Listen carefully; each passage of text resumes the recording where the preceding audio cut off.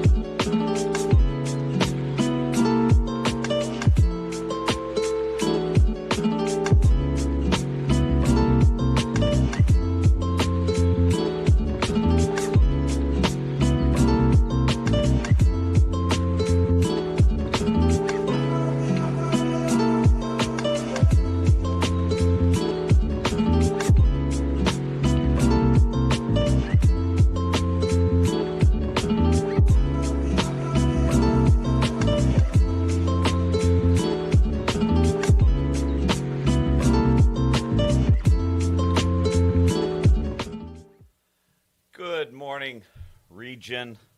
This is Bob and Adrianna this morning here on WJOB 1230 AM 104.7 FM in Rustic, Hammond, Indiana, and also streaming live on the YouTubes.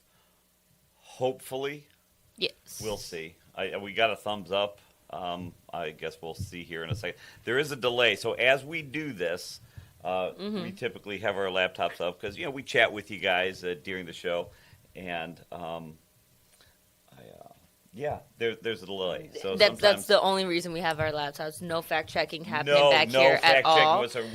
We just make this stuff up, especially making up things like traffic. Oh yeah. So currently, right now, what a great segue. Currently, traffic right now in the Northwest region is looking pretty good. 65 going north and south is looking 80 going east and west. 90 going east and west is looking good. Chicago Skyway, Dan Ryan, Bishop Ford is all going along great. There is a slowdown to the inbound ramp on the Dan Ryan Stevenson I-55 north before I-94.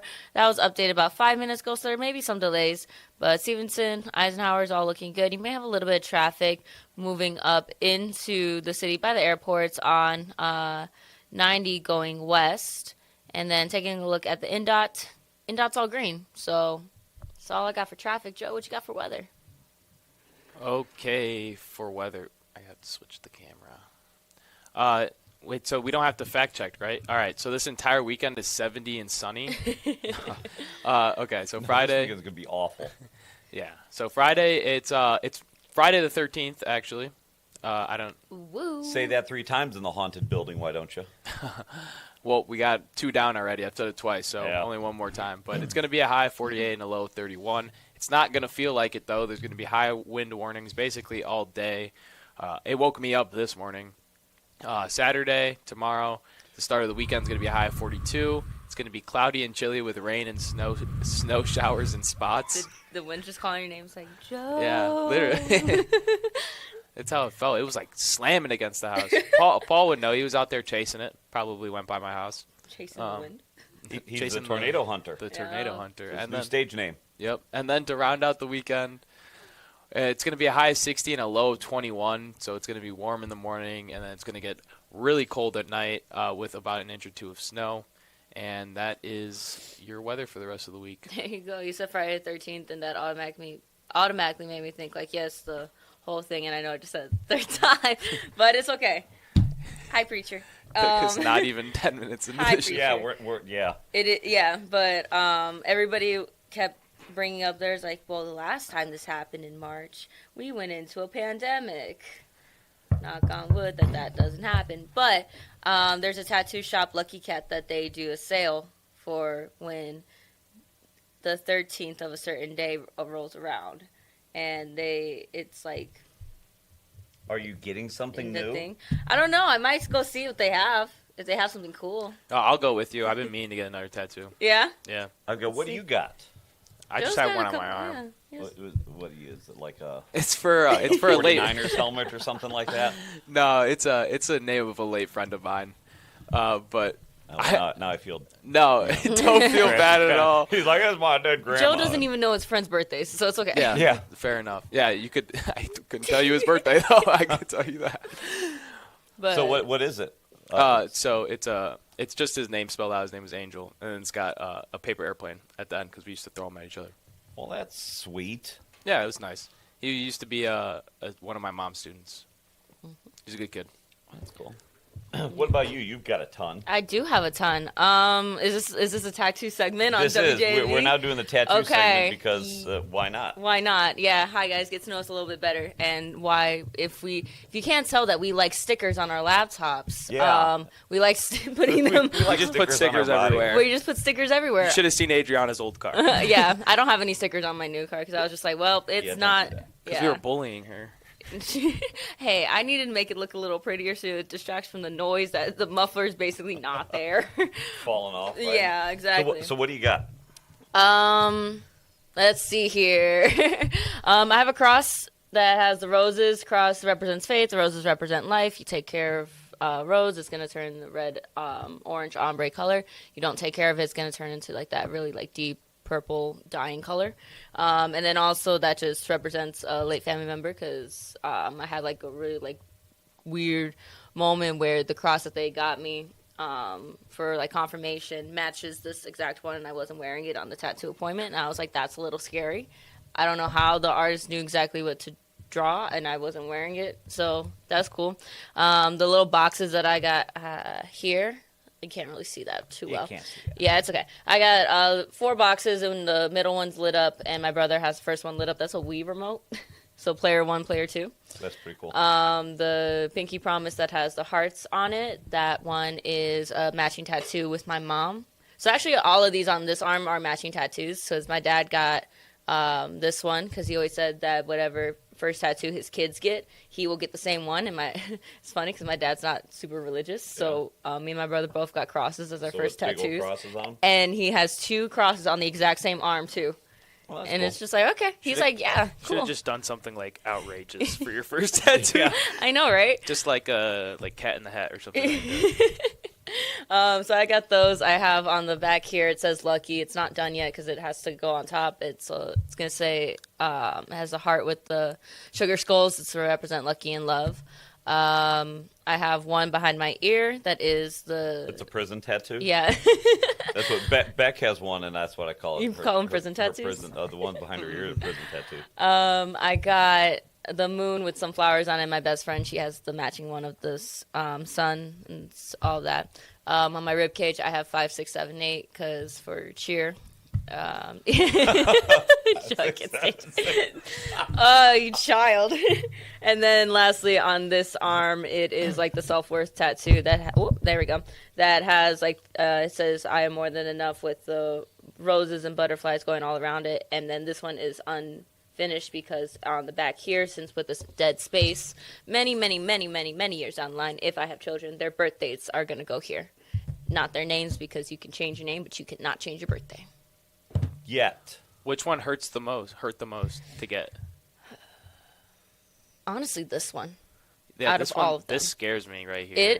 I was sitting in the tattoo chair, and because I remember I got my first one, and my brother took me. He was just like, "Don't punk out." That wasn't his exact words, but he was like, "Don't punk out," and I was just like, "Okay, I won't." And I'm like, "Just do it," and then I was like, "Oh, that's it." So then I, as you could see, I've got made 30. an addiction. Yeah, You have those? I've got 30. Really? Yeah, I do. yeah. Huh. Yeah. Would not have believed Well, it. most people don't. So Wait, So Bob, what you gotta do is just you did have one on. I saw one on your leg. I thought, right, for yeah, Liam. no, One. You saw one. You saw one. You Okay. saw one of the. Both of my legs are not complete, but that's where the majority. I have some on my arms, up on my shoulders, but 1, 2, 3, 4 on my arms, so 25, 26 on my legs. Which one is your favorite one? You know, I couldn't. You couldn't ask him that. I couldn't. I couldn't tell you. Probably one of the Liam ones. Yeah. So I've got one, and I'm not going to slap my leg up on the table and start showing folks. But Hey guys. yeah, hang on, hey there. Like Liam, a cabaret dancer. you know, the can hour here on WJOB. Liam drew a Godzilla in 3rd grade for an art project, and it looked really cool. So I got that on me, and I thought that was pretty good. I have a handful of, I mean, I've just got a little bit of everything. Do you have anything that, well, either of you, do you have one that you regret? Because the thing with me and getting tattoos is, like, I want to make sure that they're meaningful, but, like, I feel like not all the time, like, you can do that, and I want to get more, you know? And I'm like, well, I can't, like, wait for another friend to pass away or something, you know? Like, I don't know what I would do that would I be, like, mean, meaningful. So do you have one that you regret, I guess is my question, though? That just doesn't mean anything, and it's just like... No, I don't know that there's one that I regret, but only on the placement, because I really, really like it. And, you know, most of the ones on my calves and my shins and around my ankle, you know, it's easy for me to pull up my pant leg and say, oh, you know, but I've got a really good Lord of the Ring ones that's on my upper left thigh. Mm-hmm. And, I mean, you know, I'm not going to be walking around like, here, check out my upper thigh. With the 2-inch inseams for shorts. Yeah. Yes, I'm going to wear those the high school sports shorts. Yeah. No, so I only regret the placement of it. I wish I would have gotten that one because it turned out so good. I like it maybe someplace else. But no, other than that, and I've got a lot of joke ones too. I've got a tattoo of a calf on my calf, so that way I can say, "Check out my calf." I've got one that one's not even the worst one. No, look. You ready? So, you ready? well, I've got when I wear a short sleeve shirt. I'll show you. I forget how many I said I had 4. I have 5. I have 2 geese on my arm, bumping their wings, and it says goosebumps. Oh my god, that's even worse. I thought it was just gonna say like arm or something. No, but that might be worse. That's awesome, though.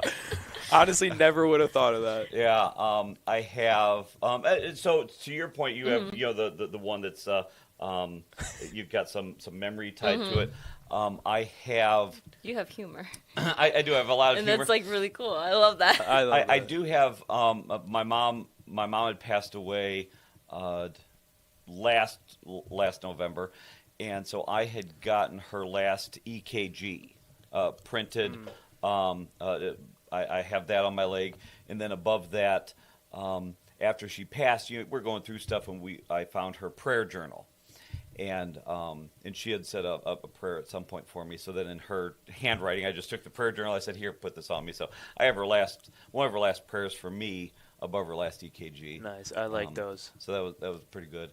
I have a cross. Somewhere. Somewhere, but my left leg is I call it my nerd leg. It's all 80s, 90s, 2000s pop culture, some literature, some art. Art is the Son of Man. I have him on there, the guy with the apple in his face. Star Trek, Star Wars, Harry Potter, Doctor Who, He-Man, Super Mario You were Brothers. close with Dr. Seuss. Yeah, so I mean, I've got all the Batman. Geez, I forget, but I like getting tattoos so much that I couldn't always think of something sentimental. Which my right leg's sentimental, and my left leg is just 80s pop culture, all the stuff I loved growing up. So at any time I've got 100 or 200 extra bucks that I in a free hour or two, I can go in, and I've got a whole list of things that put this here, video games, pop culture, movies, music. Well, maybe I'll do something like that. Just run in there and grab something small. Maybe a Dallas Cowboys star. No, I'd actually regret that so badly. I already know. But I I'm will looking say, at the thing right now. the one tattoo that I say me and my dad are planning out is I think I told you this, but we're gonna try and get like an anagram. I think that's the word of it, of our last name, and we'll just put it on our chest. That's cool. So I think that one's really interesting. I'd never even heard of that stuff, but like it looks the same upside down as it does like right side up. Thought that was really cool. So I'll probably do that next, but I don't really know. I mean, I kind of want like the Spider-Man like just on my back, the Spider-Man logo. That would be sick. Yeah. Just like down my whole back.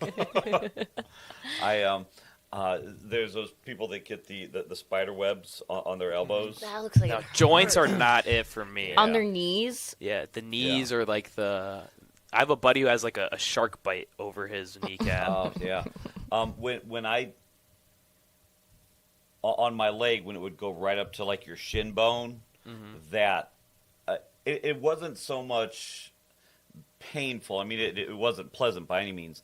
But I swear I could feel like rattle in my teeth. Like because it's my just like entire skin, and then skeleton it goes straight was into the shaking. into the bone. That one's got to be. That's what I will say. I was telling you this with the ribcage tattoo. I was telling my tattoo artist at the time. I was like, "I'm so sorry." They're like, "What are you sorry for?" I'm like, "I'm moving too much." He's like, "Breathing? It's okay. Like It's you okay can to breathe, breathe." yeah. But honestly, I was just like, it just tickled more than it hurt. And then What? Yeah. Who says that? I've never heard anyone say that Because about it's like, ribcage tattoo. yeah, because it's like right there, like by your wrist. So I was just like, okay. But then there's like moments where it's like, okay, this tickles, and then it's just like, oh, this hurts. Okay, thank you so much. Yeah, I'm also the type, and I think you're the same way.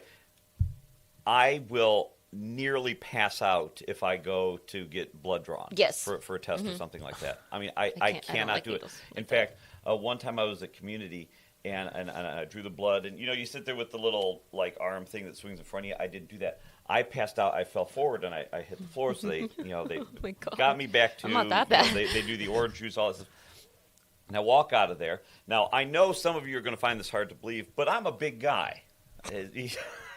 Hey, I heard that smirk from over there. So, 6'2", 200 and... I was going to say what you mean. We are the same height. That's We weigh the same. That's right. It's the camera that's fooling y'all. That's right. I got 7 cameras on me right now. But so I walk out of there. Obviously, clearly I made a commotion. And I walk out, and this little old lady, she had to be like 4'11". And she goes up to me, she goes, "It's okay, honey." And I was like, I just felt so emasculated. I was like, I'm a man. I'm okay. And I took my cookie and I went to the car. Yeah. You have to drink your juice box right after My- that. my- No, But no, I'm the so same way. I needles can't do that. just bother me. But it's so funny when you go up to them to like get blood work drawn, and there's like, yeah, I don't like needles, Yeah. Oh, I know. and then I they're know, and they I'm look just at you, completely just covered. like, are you for real? That's what I hate needles. I'm just like, I can't look at them. Yeah. I don't react do it, when my please. blood is drawn. Like, it doesn't bother me, but I have to be like this the whole Yeah. time. Yeah, I'm COVID like that. shot, getting vaccines, whatever. I'm just Oh, I just can't completely do looking. that. And I only do my left arm because I throw with my right arm. So I just never, ever put Your 82 Even- mile an hour fastball. It's He doesn't want any of the magic to disappear. no, from literally, it, so. like, well, I did it when I was like younger, but it's just kind of become a force of habit. So Mm-hmm. like, I refuse to put any I won't put tattoos on my right arm. Yeah. Most things I'll put on my right arm is bracelets. That's why I keep them on my right because I won't put anything else on there. Okay. So much to your surprise, I would have never thought that you.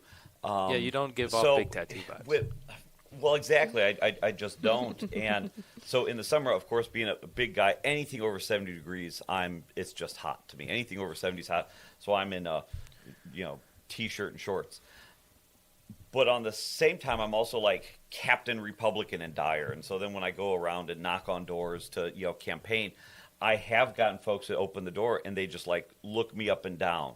Like, I'm this. They judge you with your Yeah, tattoos. they're so judgy about it. Not everyone, a very small percentage, but I have gotten that where I knock on the door and I'm here to say promote something, some policy or whatever, and they just kind of look up and What you down. doing? It's like I don't know what to tell you. Yeah. No. There was a comment here. Who was it? Someone in the. I'm so surprised.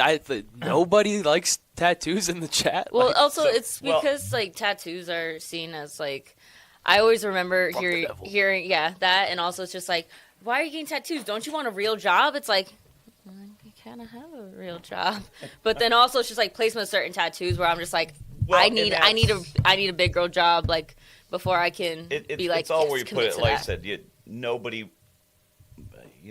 And also, unless it's you know becoming me. a bit more accepted, especially within society, whether it's in like movies, television. Well, anything post boomer. Yeah. I think it's okay. Sorry, chat. You're Yeah. a bunch of boomers. yeah. Well, no. Someone. I love this question. I could scroll up and find it, but someone had asked, what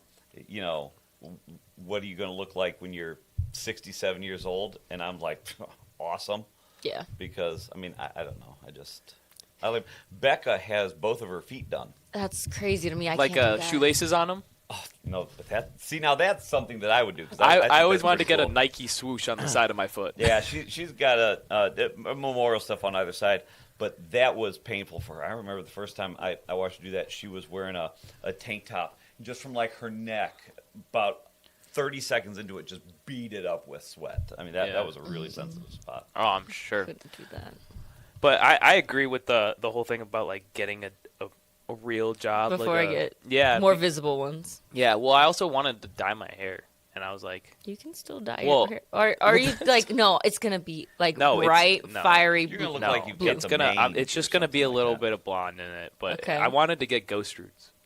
That's what I wanted to do. Ghost fruit. So it's like I got. Do you got to put like the cap on and pull out some of your hair, and that's what gets? No, that's when bleach? you do that's That's like doing for the top part. highlights. That's like frosted tips. Okay. No, it's like the opposite of that. So you dye the Okay. roots of your hair, Yeah. but you keep the top like black. So the only time you would be able to see the blonde is if I were to like move my hair back or Oh. like flip it over one Or way. like Then you swoosh it over in the wind. Yeah. Yeah. In this wind advisory yeah, that's just this happening wind at the advisory. moment.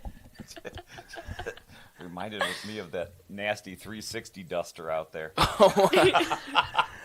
I do need to get the back cleaned up a little bit. But yeah, I wanted to do that, and I told my parents, and my mom's like, "You'll never get a job. No one will ever hire you." And I'm like, I don't think that's No. I don't think that's really true. And then my dad was like, "Maybe just wait." Just I was wait. like, okay. And Just some wait of till it, WWE calls you. Exactly. Someone in the chat mentioned face tattoos. Oh, now, no. again, I've got, I don't know, 30 plus now, whatever. I literally discovered more as we were talking. But placement and how you carry yourself is a key. So Yeah.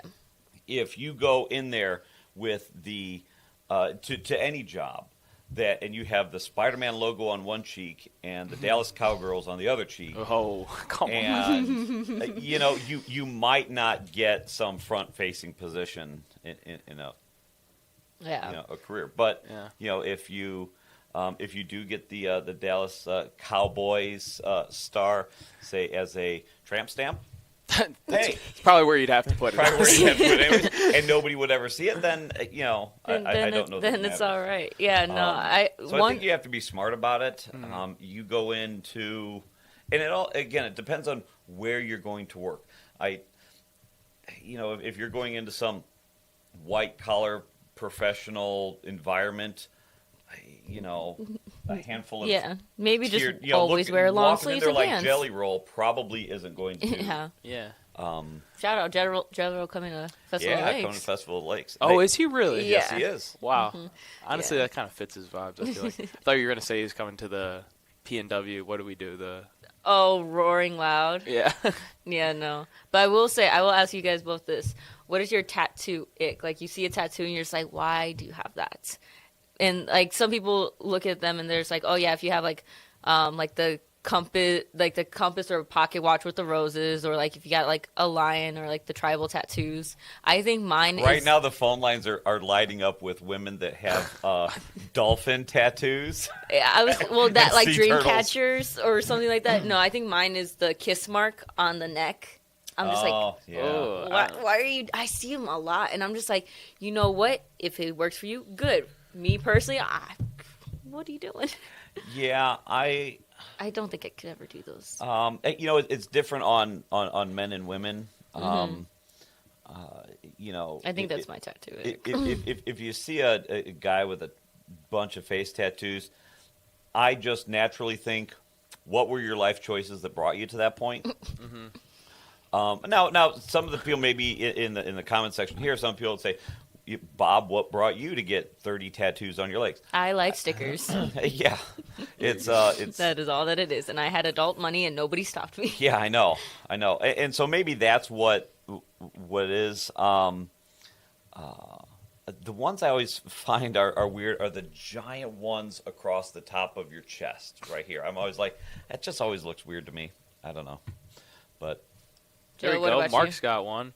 Mark got one. But I would say my biggest my tattoo pet peeve, and I have one for like each gender actually. Okay. So like for what do you the got? girls, I'm not a huge fan of like colored tattoos in general, Mm-hmm. but like the cherry blossoms when they get like the huge stick on the back, like just like a wooden stick on their back, and it's like cherry blossoms falling off the branches. And so I think that's like the spine tattoos. yeah, I think that stuff's stupid. And then for guys, it's kind of the same thing, but when they do like the lightning bolts that like and it like comes down their arm or Mm-hmm. like goes down their back, like Well, I Oh, found you're I not- feel dumb. Yeah, well, I No, found I'm out like kidding. a thing about not the cool. spine tattoos, and I don't know how true it is, but I just heard it. I was like, it's never gonna make me want to get one. Is that if a woman has a spine tattoo, if they have a child, they are unable to get epidural because of the tattoo ink on their spine. The epidural goes into your spine. Tattoo ink. Any doctors out there going want to into confirm there. that? Yeah. It could. Clearly, I'm not a doctor. Yeah. I'm on a cable radio station at 6 in the morning. All I Clearly, I'm know- not a doctor. I heard but that somewhere, and I was just like, no, If I ever make that life decision, and they're just like, oh yeah, by the way, you cannot relieve your pain whatsoever because you got a tattoo. I'm like, I would lose it right then. Someone wants to know the lips, your lips, the kiss ick that you have, if it was Mm-hmm. lips or if it was Kiss the Band. Oh, it's lips. Yeah. No, it's Gene Simmons. When I walk around, I see Gene Simmons on a neck. just like- it's like ick. He's got his tongue out too, like And it goes down and touches the lightning, and it's just, yeah. touches the lightning. All right. This is the tattoo hour on WJOB. Yeah, the tattoo hour and here. We got a good amount of time, so we are going to take a break. So We'll come back with traffic and weather and actual news because and then we'll be serious. As fun as we've been this morning with, and I don't even know where that came from. We do have some local news about the. Okay, I just got a call from the Whiting Public Schools, so I think schools might be shutting down. Okay, so we'll come back with all sorts of real news and real radio right after this.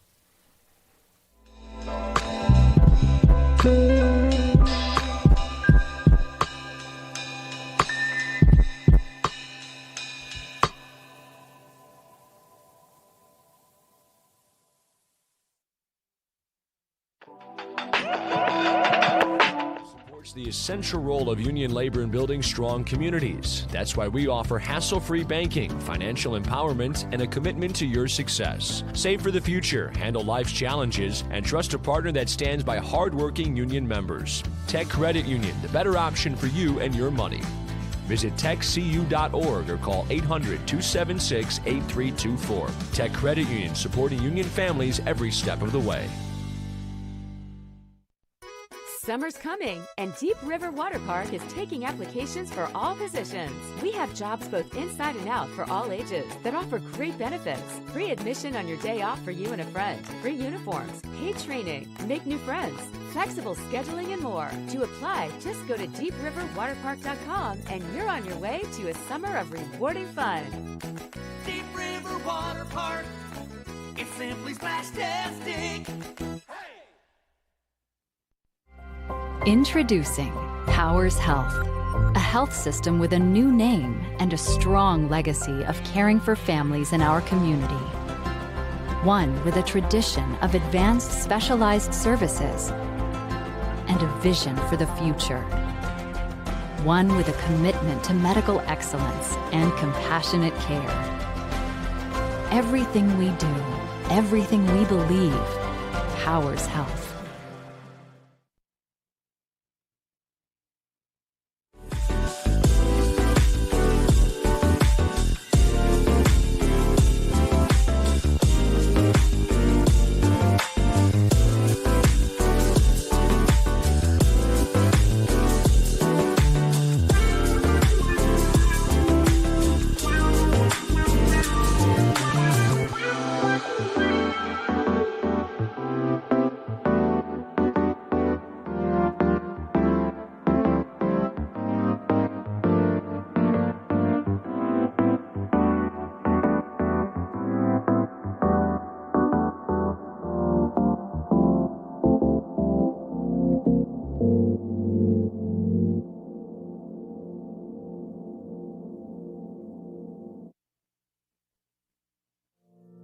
The Chevy Bolt is back with 2.5 times faster charging with public DC fast charging in Chevy's most affordable EV. We are so back. Learn more at chevy.com/Bolt. 2.5 times faster charging with 150 kilowatts. Welcome back to Region Rundown here on WJOB 1230 AM, They lied to you. 104.7 FM in Rustic, Hammond, Indiana. I think it was on our YouTube, how we have music going and there's ads that show up on YouTube. No, but there's not. It's not. It's I the just phantom voice. clicked over it and there's no ads playing. There were no ads playing. Oh. Wow. And there was nothing playing on Simeon. So I don't the know what to wind. tell you guys the about that wind. one. That one's Usually I miss one thing, but I don't think I did anything wrong. You're like, I think it was just Very, very proud of that. Very proud of that. We'll do traffic and weather real quick, and then we'll get to some real news because that's why you all tune in. And give us a call at 219-845-1100 because otherwise you have to listen to us for the next 2 hours. Yap about our tattoos. So why don't you call in and It was we'll like talk yesterday, about me and things. Joe were just talking. We didn't talk about news or anything like that. We were like, we get enough of that every other day of the week. It's all right. We're only here for an hour and a half. But take a look at traffic. So 65 going north and south is looking good. 80 going east and west is looking good. 90 going east and west is looking good. Chicago Skyway, Bishop Ford, Dan Ryan, all coming along great. Stevenson, Eisenhower's looking good. I'm not seeing any traffic. Even by the airports, nothing too crazy. Taking a look at the NDOT. NDOT's great. What's weather looking like? How's the wind? The wind is still Windy. very high. Yep. It's still very windy. We're going to have a high of 48 and a low of 31. Like I said, you're going to have the high wind warning the entire time. I just did not flip the camera on myself. So it's going to be from 1 a.m. today until 4 p.m. You're going to have that high wind warning. When we were out there this morning, it was bad. Like I said earlier, it woke me up this morning as well. So Saturday, heading and starting the weekend, it's going to be cloudy and chilly with some rain and some snow shower in spots. I'm guessing later in the day, because when we go into Sunday, it's going to be much of the same. You're going to get about 1 inch or 2 of snow, and it's going to get really cold at night. It's going to be a high of 60 and a low of 21. So there's your weather for the rest of the weekend. There we go. All right, should I read this Yeah, over yeah, here? we've got So we got a little announcement. all sorts of fun news. Yeah, so Plumbers Local 210 Open House in Indiana statewide apprenticeship competition, March 18th, 9 a.m. to 2 p.m. at 2901 East 83rd Place in Maryville, Indiana. Join us for an inside look at the craftsmanship and dedication powering Indiana's infrastructure. From high-stakes skill challenges to career pathway insights, discover how the next generation of professionals is being built. Experience the excellence of skilled trades. Witness the Indiana statewide apprenticeship skills competition, where the top talent in the state goes head-to-head to demonstrate mastery in plumbing and mechanical systems. What to expect: live demonstrations see firsthand how apprentices are trained and licensed to meet the highest state standards. Explore diverse careers. While plumbing is our primary focus, meet professionals and learn about high-demand careers in pipe fitting, welding, and HVAC services. Workforce development. Learn how union apprenticeship programs create highly trained professionals who sustain our economy and local communities. If you are planning on attending, go ahead and call the phone number at 219-942-7224, or there's an email that you can email them at. So yeah, I was going so strong, and then I started laughing when you did the little phone number jingle. I was like, 219-942-7224. So I do want to cut Luna. in. I do want to cut in real quick, because I said the thing about some of the schools might be. Yeah. Right. So again, I don't know about other schools, but City of Whiting will be e-learning today because the high winds caused a power outage at the school campus. Okay. So I don't know if any other schools are going to be that way, but I as can of look right it up real now, quick. Whiting is e-learning. I coached there, right? I talked about it a couple of times, and so I still just get calls from the school anytime there's like and I don't work there anymore, but I was technically employed by the school of Whiting. So I get all those calls and stuff, and they're so random. Sometimes they happen at like 10 o'clock at night too. Yeah. Well, who knows when the power went out. So, again, you heard it here, first, second, or third. Whiting School, all the schools e-learning today because of a wind-related power outage. And I started doing the little phone number jingle here for the for the apprentice competition for Plumbers Local 210. Immediately so we're looking at a flyer here. Yeah. Immediately when you went to the paragraph, I know there's the Adrianna on the phone voice, there's the Adrianna conversation voice in here, and then there's the Adrianna radio voice. And you immediately slipped. I went straight to my radio. It's so funny because my friends, they hear all my different voices and they're like, "What is that?" Because I'll talk probably more so like this in normal conversations, but then when I'm talking to my friends, it's a different voice because they're like, well, yeah, that's your normal everyday voice. I'm like, oh yeah, and they're like, so what's your radio voice? And I'm just like, hi, my name is Adrianna Alvarez, and you are listening to WJOB on 1230 AM. They're like, oh Jesus. I was like, well, so what's your customer service voice? I'm like, she went to Harvard. Yeah, she went is to Harvard. So much smarter because she's trying to sell you something that you absolutely do not need. And then making my doctor's appointments and everything when I have to TikTok professional. I don't know that I have a. You don't slip into different voices? I don't think I do. If anything, I keep the same one because I don't have the mental bandwidth to come up with a new personality for the. For a voice. So this is what you get all the time, folks. So if you're running into me at the grocery store, yes, there's still an absurd amount of pauses and and you knows. So I don't know what to tell you. But yeah, so There you go. I don't know just a there's a tick. phrase for that. it's just a vocal tick. That's all that it is.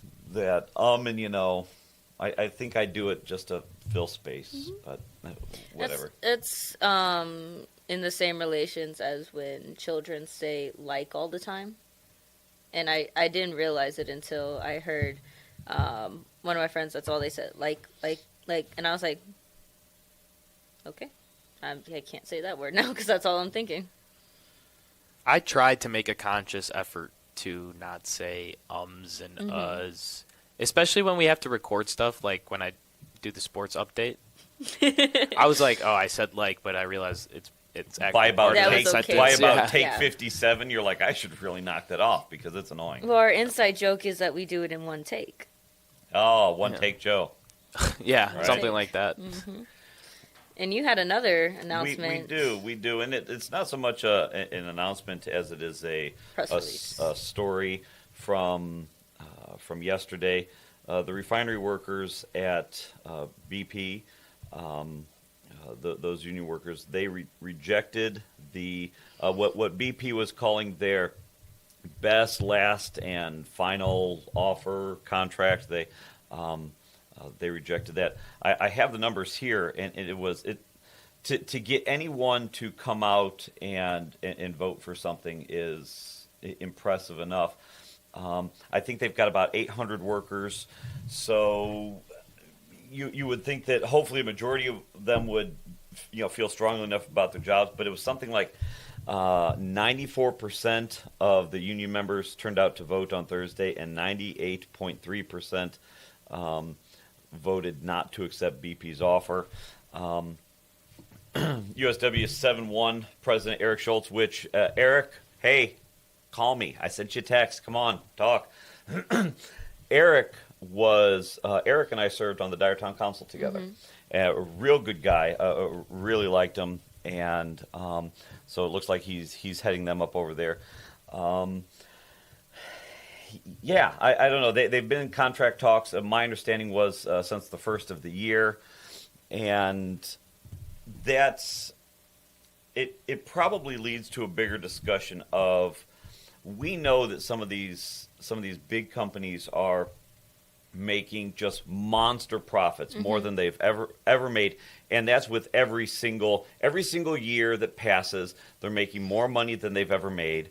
And so as these unions go in to do these contract negotiations, there's certain expectations that are had, and it doesn't look like clearly with a 98.3% no vote. Looks like they were looking to cut jobs, cut benefits, and the union clearly wasn't having that. By contract, the union has they're required to give a 24-hour notice before they go on strike. Again, they've not had my understanding is they've not had a contract since the first of the year or the end of January, so they've just been going off of the old contract. So that will be interesting to see if that's something they do. If BP, BP is going to have to do something. If they said this was their last, best, and final offer, and for the most part. Again, 98.3. My guess is maybe one or two guys maybe accidentally hit the wrong button or checked the wrong box, because that is an overwhelming no. So BP It's is not going, like 50%. Like no, like almost your entire right. staff said. Yeah. Get So this. so I would imagine they might take a beat today, and over the weekend they will have to They had to come up something. come back to the table. There is a note here that back in 2015, so about 10, 11 years ago, and I vaguely remember this, though for the union workers, it always sticks in their mind more because they're the ones who are striking. They're the ones who are not getting that paycheck. They went on strike for about 100 days because, again, there was some cuts. Well, there were some concerns about cuts to safety, training, and manpower. And it's interesting. It says, since then, BP has eliminated roughly 300 union jobs. So on this 300 jobs in the last 10, 11 years, there's 800 left. So, yeah, I can see why they all showed up to vote because, if you're looking to cut jobs and benefits, I know in my position, if if they said, hey, we're thinking about cutting, I would sure as show up and I'd show say, up, make sure it's no, like, okay. no, I don't like that idea. So, Eric Schultz, keep up the good fight. Do what's best for your guys. Give us a And, call, 219-845-1100 if yeah, you're listening. give us a call. Give us or your Eric, opinions. look, there's a chair over here. Come on in on Monday and would tell your story about it. So just wanted to get that out there. We have some there's some international news that I just want to talk about. Yes. Friday, one of the points of the Friday show, Monday is Chuck always going on about things, and it's right, but Monday's usually a news-heavy show. Tuesday is Commentary Tuesday. I don't know. Tuesday is they still talk about news and everything. They can talk about news, but they I are don't. not favored in everybody else's mind because of their viewpoints, but they still have valid viewpoints. And That's okay. I mean, if we and I'm fine saying this because I think we were razzed a little bit. If we all agreed with the Tuesday show, we'd all be wrong. So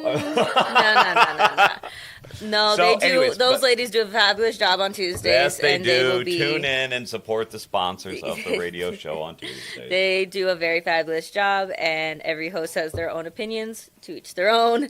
But they will be here. That's what they said on Tuesday. I believe. Well, and then Dabberton does his call-in show. My point He'll was be back in studio soon, everybody. By the finally way. we got him on a Greyhound, and he's coming back up from Florida. My point was Friday when we did this, we thought, let's do something a little lighter. We can catch up on news from the week, but a little lighter just going into the weekend.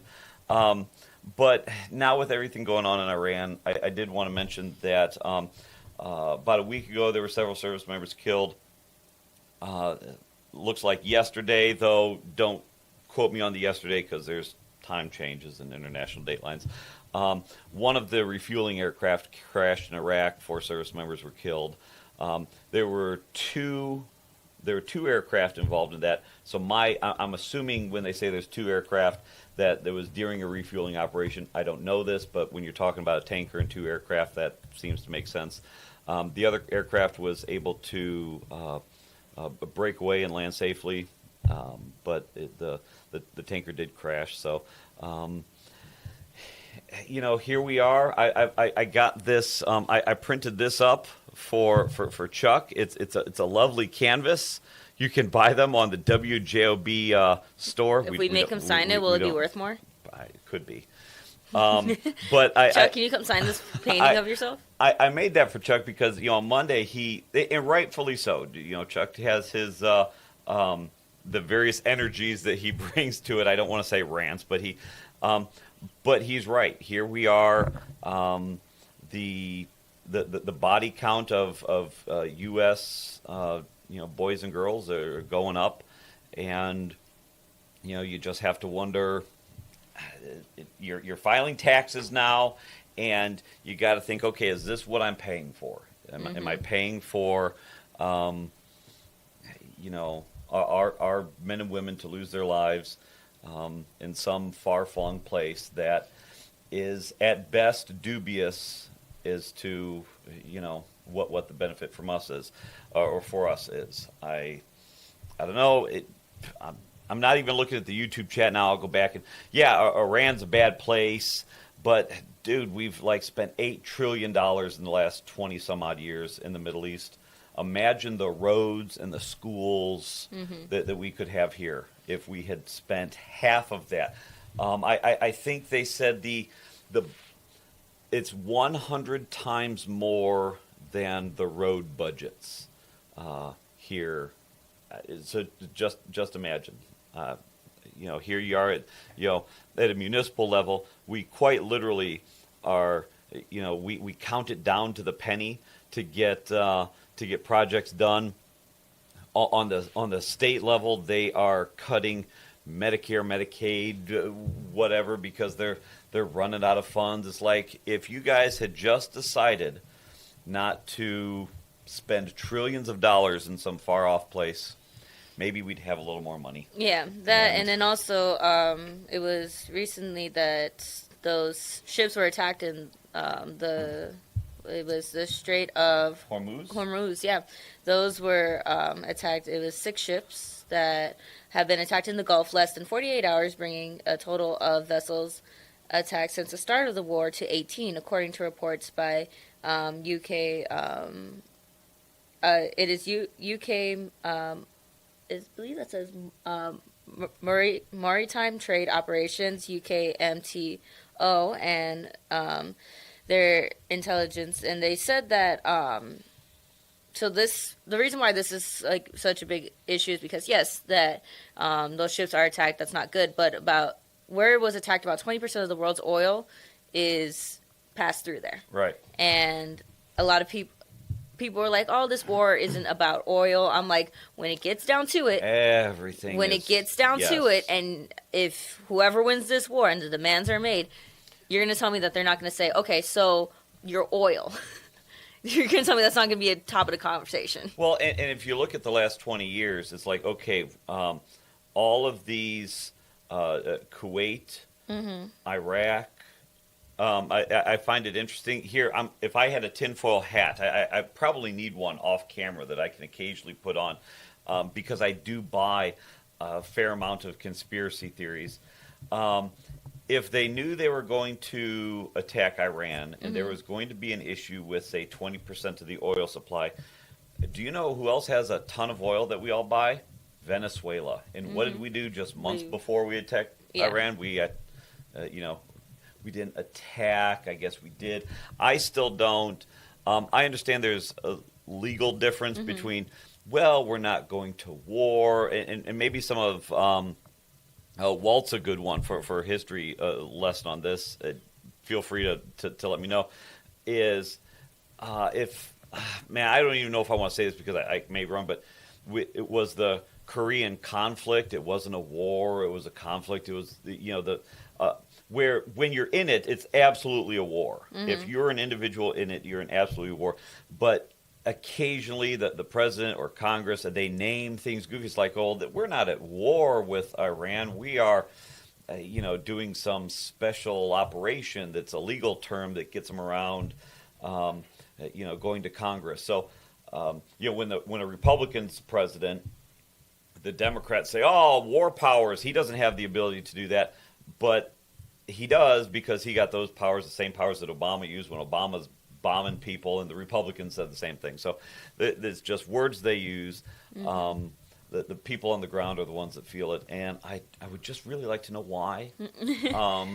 What do you think us going to war with Iran right now is smart? Should it be happening, or should we be focusing on stuff that's happening in our own country first before we even decide to go say, hey, I'm going to go mess with other countries? Well, what I guess what I don't understand is, and I have friends on every political party, and some of them say, well, Iran, they just killed 40,000 of their citizens, so we have to go, save them. And I'm thinking, well, we don't do that in the Congo where they kill 60,000 a month, and they're persecuting Christians in the Congo. We don't go there. Is it because it's not?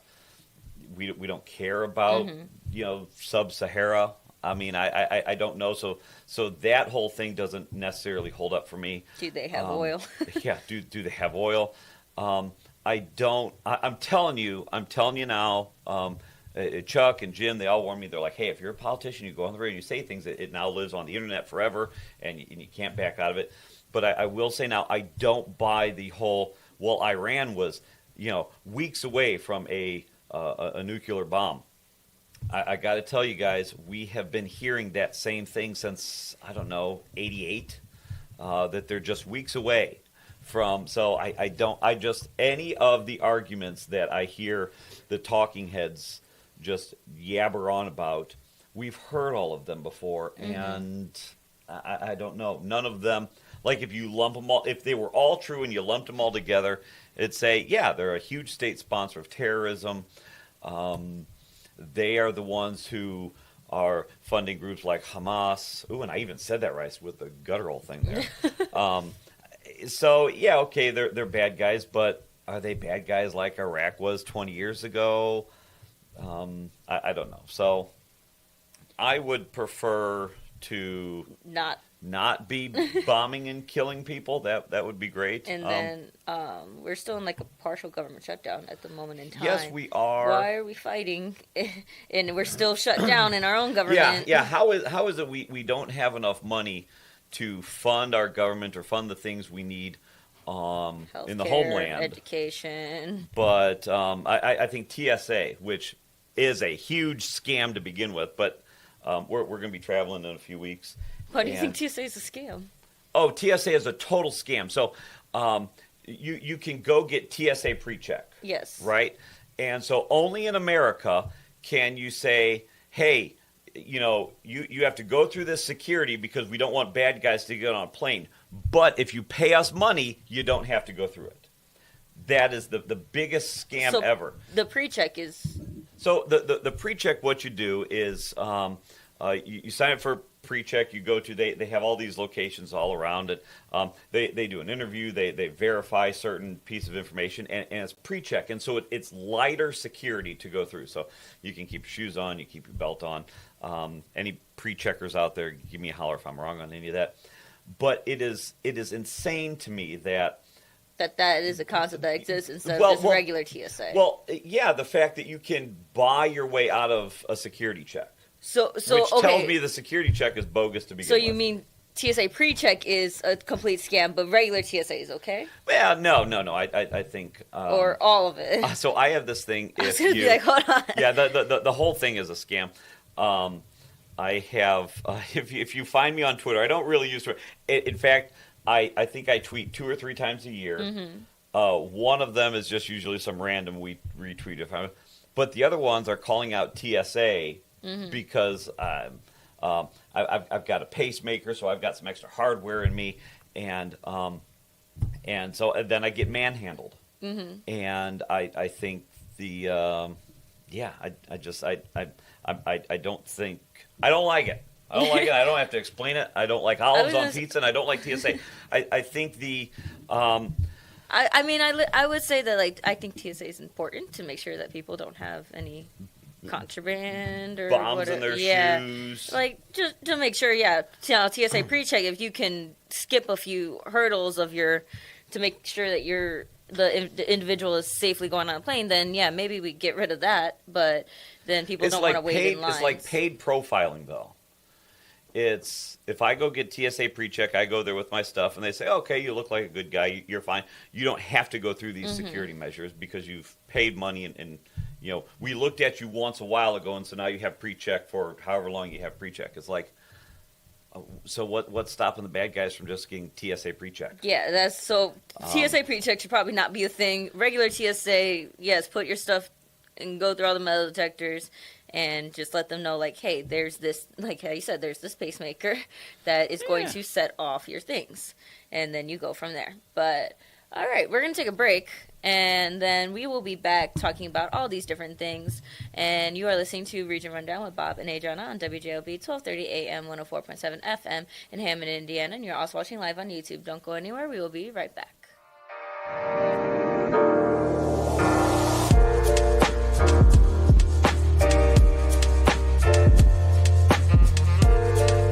Life's biggest challenges don't come with a warning. When legal issues arise, whether it's a car accident, personal injury, criminal charge, or representing you before municipal boards, you need a trusted advocate on your side. At Westland & Bennett, we listen first because your story matters. We provide strategic, personalized legal solutions to protect your rights, your freedom, and your future. Peace of mind starts with a conversation. Call 219-440-7550 today for a free consultation. Ennigenberg Roofing offers roof replacements, repairs, and new construction. Certainteed Shingle Master certified, our goal is to treat every customer and project with respect, courtesy, and honesty. Serving Northwest Indiana for over 63 years, contact us for a free roof replacement estimate at 219-365-8879. Mention this ad and receive a free upgrade to Certainteed Pro Shingles. Ennigenberg Roofing, 219-365-8879. Do you like to work with your hands, creating something from nothing? Then think about Laborers Local 41. You'll get 432 hours of apprenticeship training, all while earning a wage with benefits and incurring no student debt. You'll travel to different job sites, learn tons of skills, and in a lot of cases, be the first one on and the last one off a job site. It all starts at laborers41.com.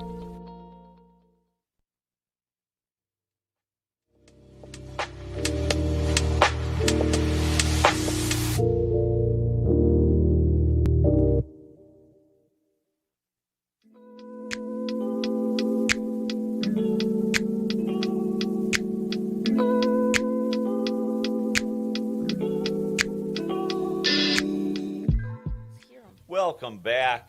It's almost the top of the hour. It is 6:56 in the region.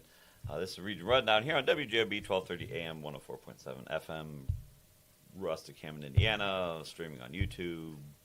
There's a checklist. Where's the energy? Where's the fire? Where's the... Rustic, Hammond, Indiana. Rustic, Hammond, Indiana. Oh my gosh. I'm going to work on that one. You sound like a cartoon character. You sound like Roger Rabbit. Whatever this music that we play for YouTube is, one is atrocious, but it reminds me of the... Sorry, Joe, your taste in non-copyright music is atrocious. It reminds me of those I like my videos. You guys are too young for this because you're just too young. But so the elder millennials of us, that music just reminds me of some of those slide decks that we used to watch, some of the earlier videos in school, and it was, I don't know, I just get this visceral reaction to that each time I Here's where I can take the box of crayons, like the VHS tapes that they put in, and they're just like, okay, here's the safety lessons of the day. Yes. See, we're not too young. We know. We remember them bringing in the TV on the cart. And, it's just that music, and I don't know. That's all I got. Let's knock out traffic and weather that way, because we got some callers, and we want to get to them. There we go. So traffic in the Northwest region is actually looking pretty good. 65 going north and south is looking good. 80 going east and west is looking good. 90 going east and west is looking good. Bishop Ford, Jan Ryan, Chicago Skyways are all looking great. You got a slow down on the inbound to Dan Ryan, Stevenson I-55 north before I-94 exit 292. So you're going to have a little bit of slow congested traffic. We do got an accident on the exit ramp Kennedy I-90-94 east at Illinois 64th North Avenue exit 48B. That was updated and reported about 10 minutes ago, and that's causing a slight bit of traffic. Looking at Stevenson, Eisenhower, they're all looking pretty good. A little bit of traffic once you get up into the Rosemont area, but nothing too crazy. And then taking a look at the INDOT screen, local roads are good. So, Joe, how's our weather looking? Our weather is looking fantabulous. It's going to be... With the train in the background. Yeah. It's going to be a high of 48 and a low of 31. It is going to be, you guessed it, very, very windy. You can hear it from inside. You can hear it from inside. There you go. There you go. You're going to have a high wind warning from... this morning at 1 a.m. all the way. That's why it's so cold in here, guys. Yeah, 4 this afternoon. You could feel it when you got out of the car this morning. It was pretty intense. I don't see it slowing down anytime soon.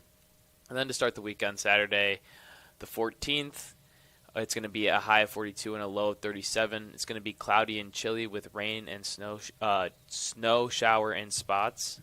And then Sunday is the weather of all weather days, where you're going to get everything at once. You're going to have a high of 60 and a low of 21. It's going to be a little bit warm in the middle of the day with some rain, or in the beginning of the day with some rain, and then it's going to get very cold at night, and you're going to get about an inch or two of snow that will head into Monday. So that is your weather for the rest of the week. All right, so we got some callers, so let's take the calls. So good morning, caller. You are on the air. What is on your mind today? Oh, wow. Yeah. There you go. Yeah. Good Hi, morning. guys. How's it going? Couple of points. You mentioned conspiracy theorists.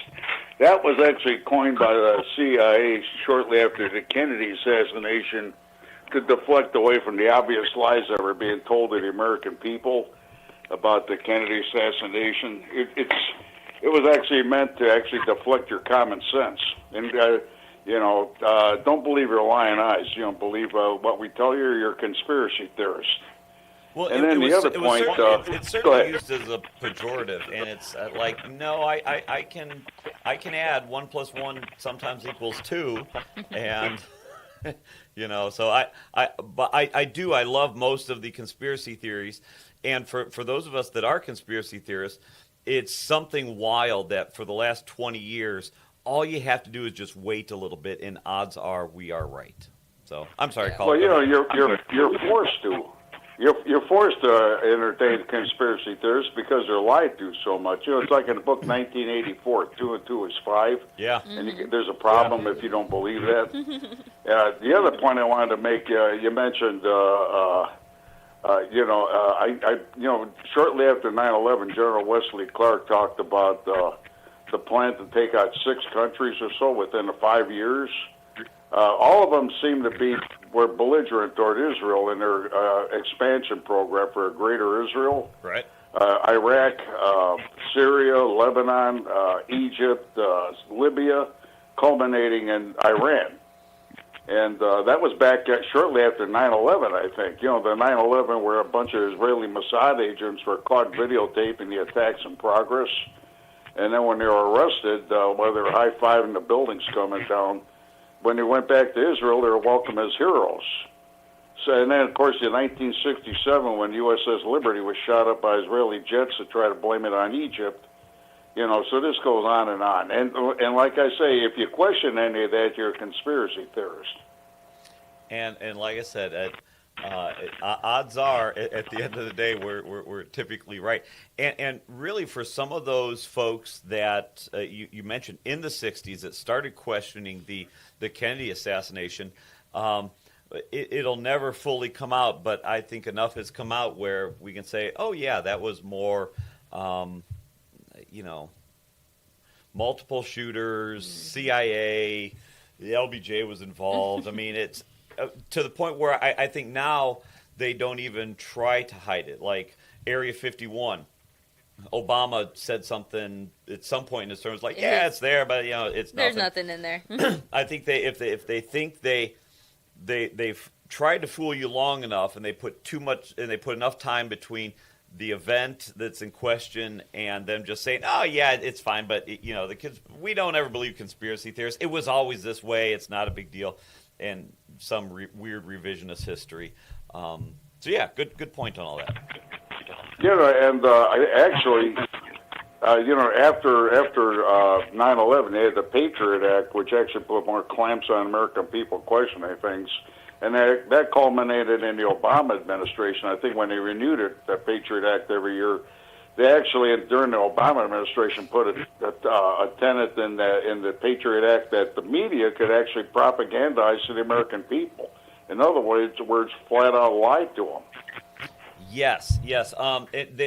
There was, for a very long time, there was a prohibition against certain types of communication and influencing of the American people, propaganda, and then that went away. And again, let's put on our tinfoil hats. If you zoom out, because time is relative when you're doing mass central planning. All of a sudden now you get COVID was an amazing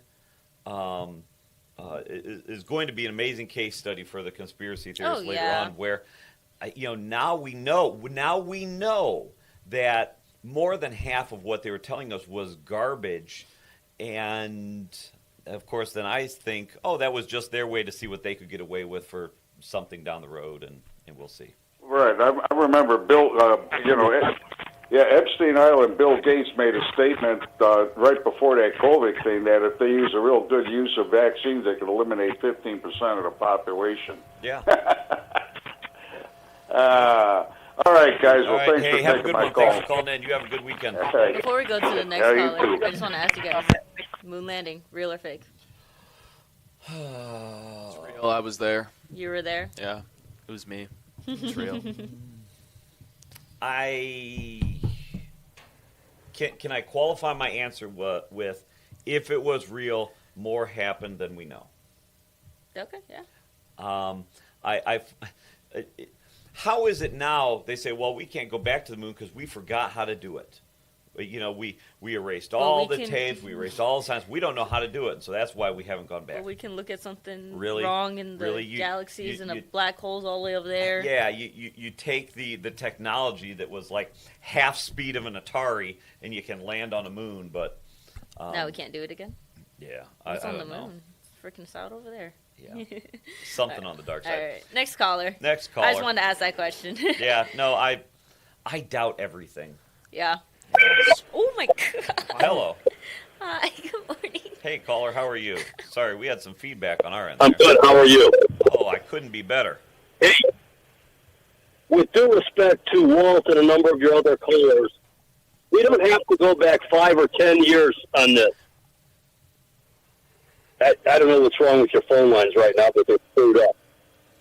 Yeah, there's some weird echo. But anyway, we can hear you good. And I'm hoping you're coming through on YouTube good. So you're right. We don't need to go to the Wayback Machine. What happened in West Bloomfield, Michigan yesterday?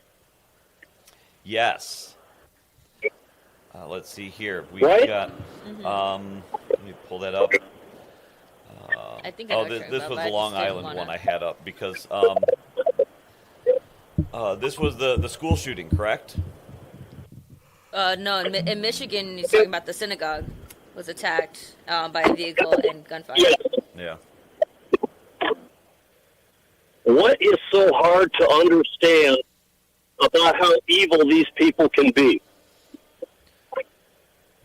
Certainly not a lot of peace behind it. And that's what we're constantly told, but I don't see the proof of it. Act after act after act all over the world. So who's going to stop it?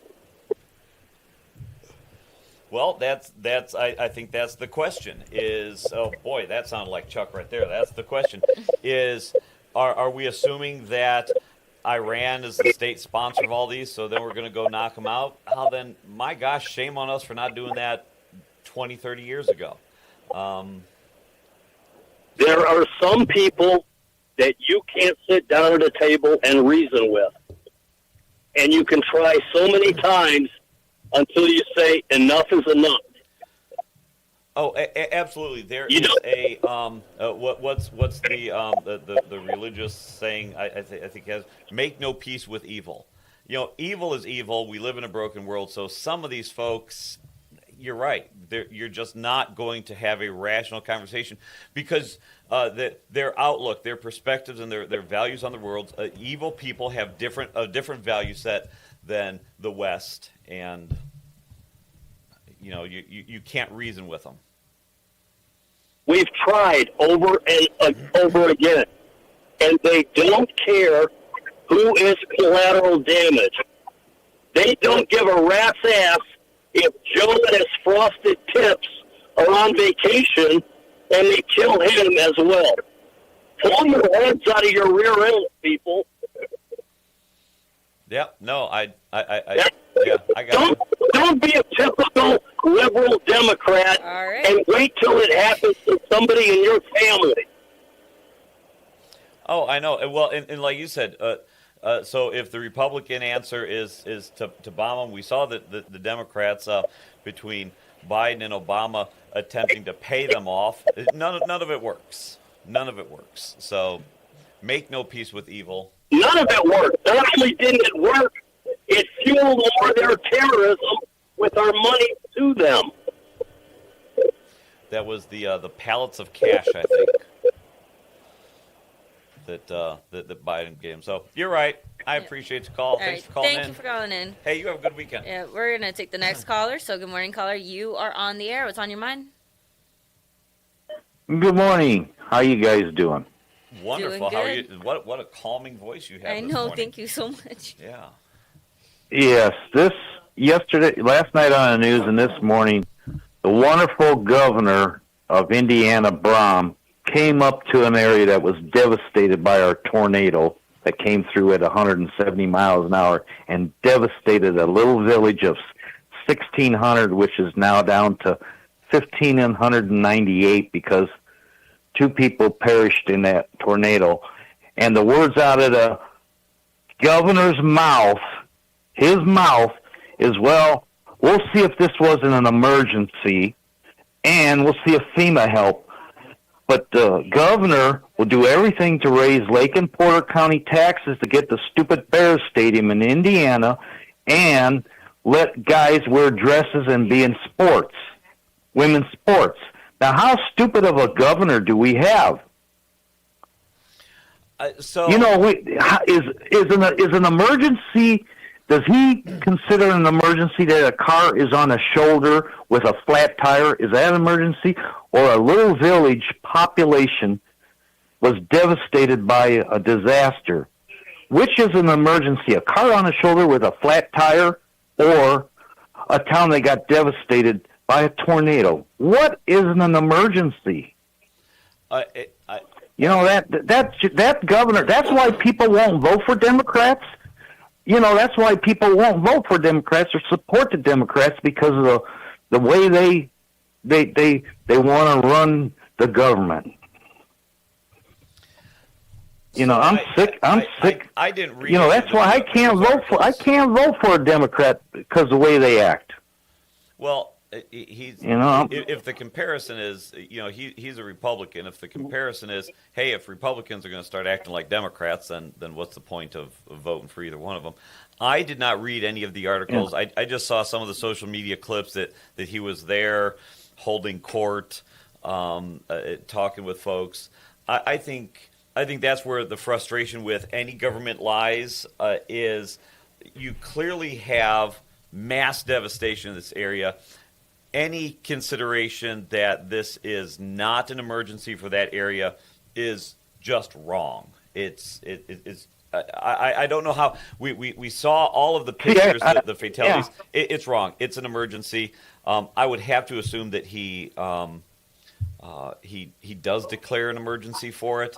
You know, and the state should do that. If FEMA wants to step in, you know, call up that's out of Mervan's district. So before some of y'all start calling in, but you know, then that's on the feds. But the state should do the right thing. But I mean, you know, send the funds up there. Brahm would probably be a one-term governor, because, you know, an emergency is a car on the side of the road with a flat tire, instead of a town that was devastated by a tornado. You know, that's all I got to say on that, because all I can say is, you know, it's a one-term governor. We'll have a different governor next time. Sounds good. Hey, thank you very much for calling. Thank you for calling in. Yep. It is 3:14 and 3:14. Wow. What are you talking about? We are going to take the next caller. It is 7:14 here at the radio station. At the radio station. Not even WJOB 1230 AM 104.7 At the radio FM, station. Just the radio. Good morning, caller. You're on the air.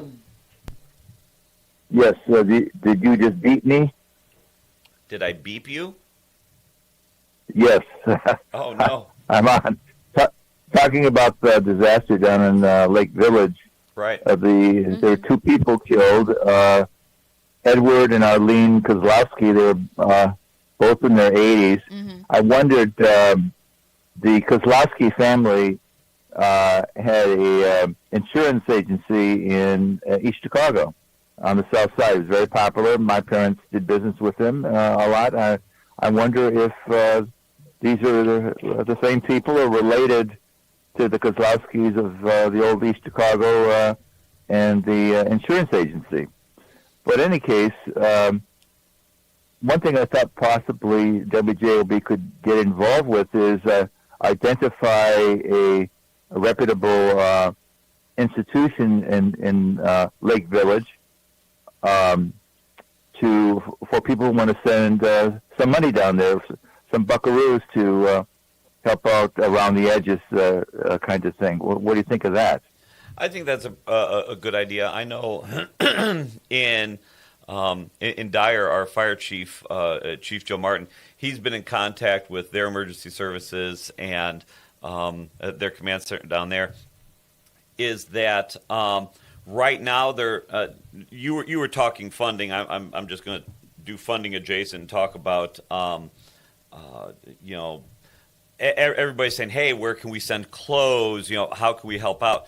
And as of yesterday, the word was, hang on, we're still in emergency mode here. Let's get this figured out. And so at this point, I would say keep in touch with your local emergency services. And I know word is spreading that way, or will spread that way, as to because right now my understanding is they're again, as of yesterday, they just weren't in a place to have people start driving down with excuse me, water and clothes and all those things that you would need. But yeah, we can certainly find out if they've set up some type of donation site, perhaps even the municipality itself. Money. Right. At this stage, they need money, not stuff. And what you should look for is an address, phone number, and possibly an email site that they could send via the internet. But some of the places I resuscitated would be like the Lake Township Community Center at 9782 North 300 West in Lake Village, and then there's the County Animal Shelter in Rensselaer. They're taking in animals that were strays that were lost because they lost their home. And another person to look, the one in Rensselaer is at 2430 West Clark Street in Rensselaer, if you want to send money to help with animals. And the chief of the volunteer fire department in Lake Village is Rob Churchill at the Lake Township Volunteer Fire Department. So just wanted to pass that along. And a reputable outfit like WJW, you could get, identify specifically where they would like people to send money, which is what they need in a stage like this. Stuff is later, but right now, for people to buy sanitary we do items have some chats in the or some commenters in the chat. Paul Goddard being one, talking about there's a couple banks that have funds set up that the sheriff set up. He is right to speak about there could be many scams out there. So we will track down and verify some of that information. And if nothing else, between now and Monday, we'll get those donations on our social media. And then we can talk about that on the when we go live again on Monday morning. So this is a surprising item. Moving on in a different direction. This is yesterday's Times. Munster Bakery Deli to close, better known as Butterfingers on Ridge Road. I'm really shocked by that. That's a quality place, great bakery goods, great deli items. I've shopped there many, many, many times, and. But the owners are saying that they're closing on March 28th, and they're referring people to the Highland Butterfinger on 45th Street. Okay. And then there's several of them, Crown Point. One on North Main. Yeah, I think they just opened that one, right? Yep, and there's one at the county government center, and then there's one in downtown Crown Point, inside the B&Me local market. Do you know what kind of place that is? No, but I'm glad to hear that they're not all closing. That it's just one location, so probably more consolidating than anything. I thought for a second as you were speaking that they were all going to go, and I got slightly worried on that one. So yeah, that would have been a big just loss because they were a great product. Right. You were talking earlier about the violence in this country.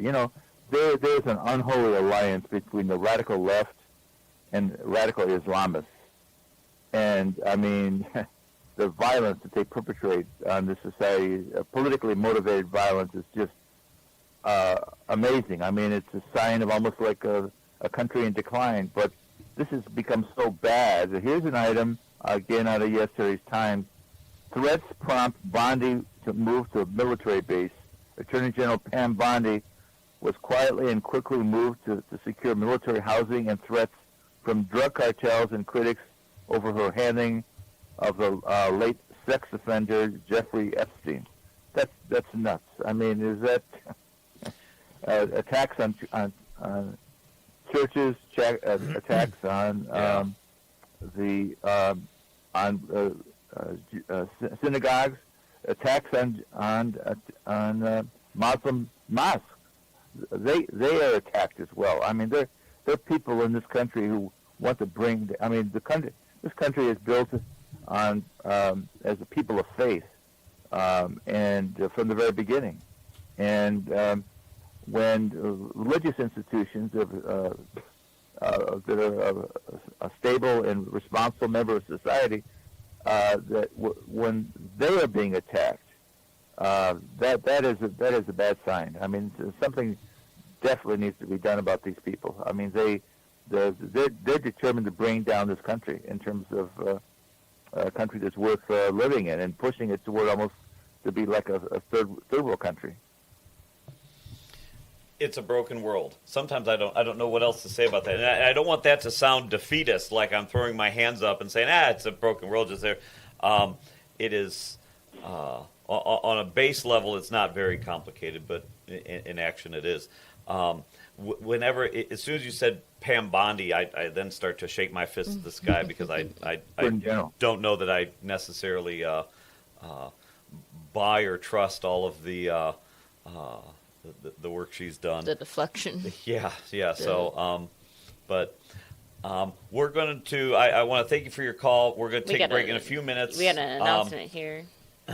And do you want me to just read through this? Oh, which one? Oh, that one there. Yeah, we can do that. And then it's going to be 7:30. So we've got. Is Joe smarter than a fourth grader? Yay! But we do have some information, Walt, to your point about donation changes. Yeah, so we got an important update. Thank you, Paul Goddard, for sending this over to us. Important update, donation changes for Newton County. We would like to extend our deepest gratitude for your overwhelming generosity and support through donations. As of March 12th, we will no longer be accepting physical donations. Moving forward, we kindly ask for monetary donations to be made directly to our local banks. These donations will help us continue supporting our community needs and ensure that we can respond effectively to future challenges. For those wishing to donate, please visit the listed branches. Please visit the listed branches. Make your contribution. It is Kentland Bank, not the Lake Village branch, DeMont State Bank, Community State Bank, Fowler State Bank, and First Financial Bank. Just mentioned the donation is for the Lake Village Relief Fund. Distribution hours of supplies will be from 9 a.m. to 3 p.m. Thank you for your continued support and understanding. So there you have it, an announcement from the Newton County area about the Lake Village Relief Fund. At this point, they're looking for money, and they will be in touch when they need more physical supplies. It is 7:24 in the region, and the wind is hitting the and the wind is hitting the door. Yeah. It is time for us to first say, Liam, good luck today on your spelling. Listen to your mother. We spelling words today. Joe, are you ready? Yeah, I'm ready. I'm ready. All right. Naturalization. All right. Naturization.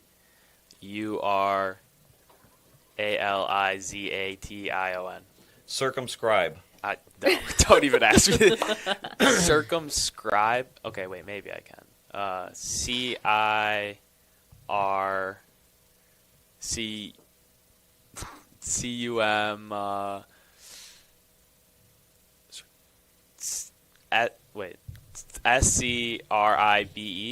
Manuscript.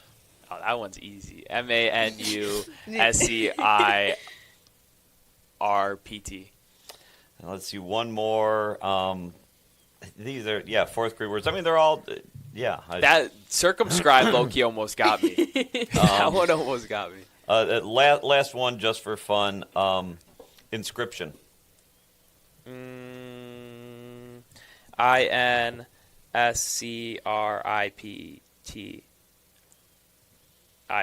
Good job. You get an A for the 4th grade spelling test. When is Liam on spring break? So Liam is on spring break, not next week, but the week after.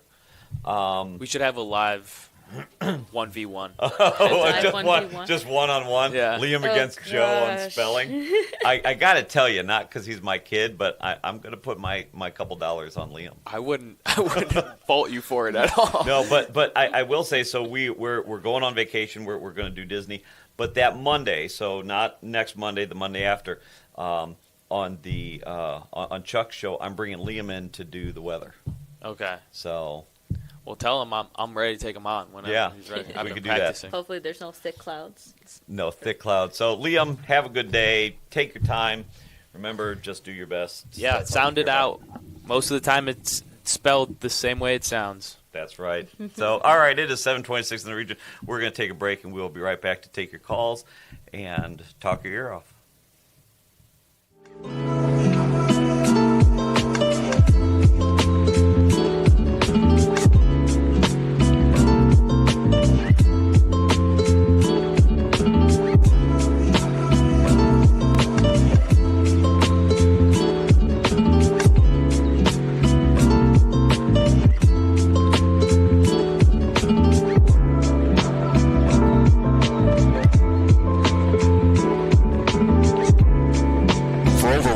Years, Roofers Local 26 has been keeping Northwest Indiana dry and safe. Since 1919, our highly trained members have built a reputation for skills, safety, and reliability. With a 4-year apprenticeship and certifications in OSHA safety, first aid, and CPR, we deliver quality you can trust. When you need roofing done right, choose Roofers Local 26, protecting what matters most for over a century. For more information, visit www.roofers26.com.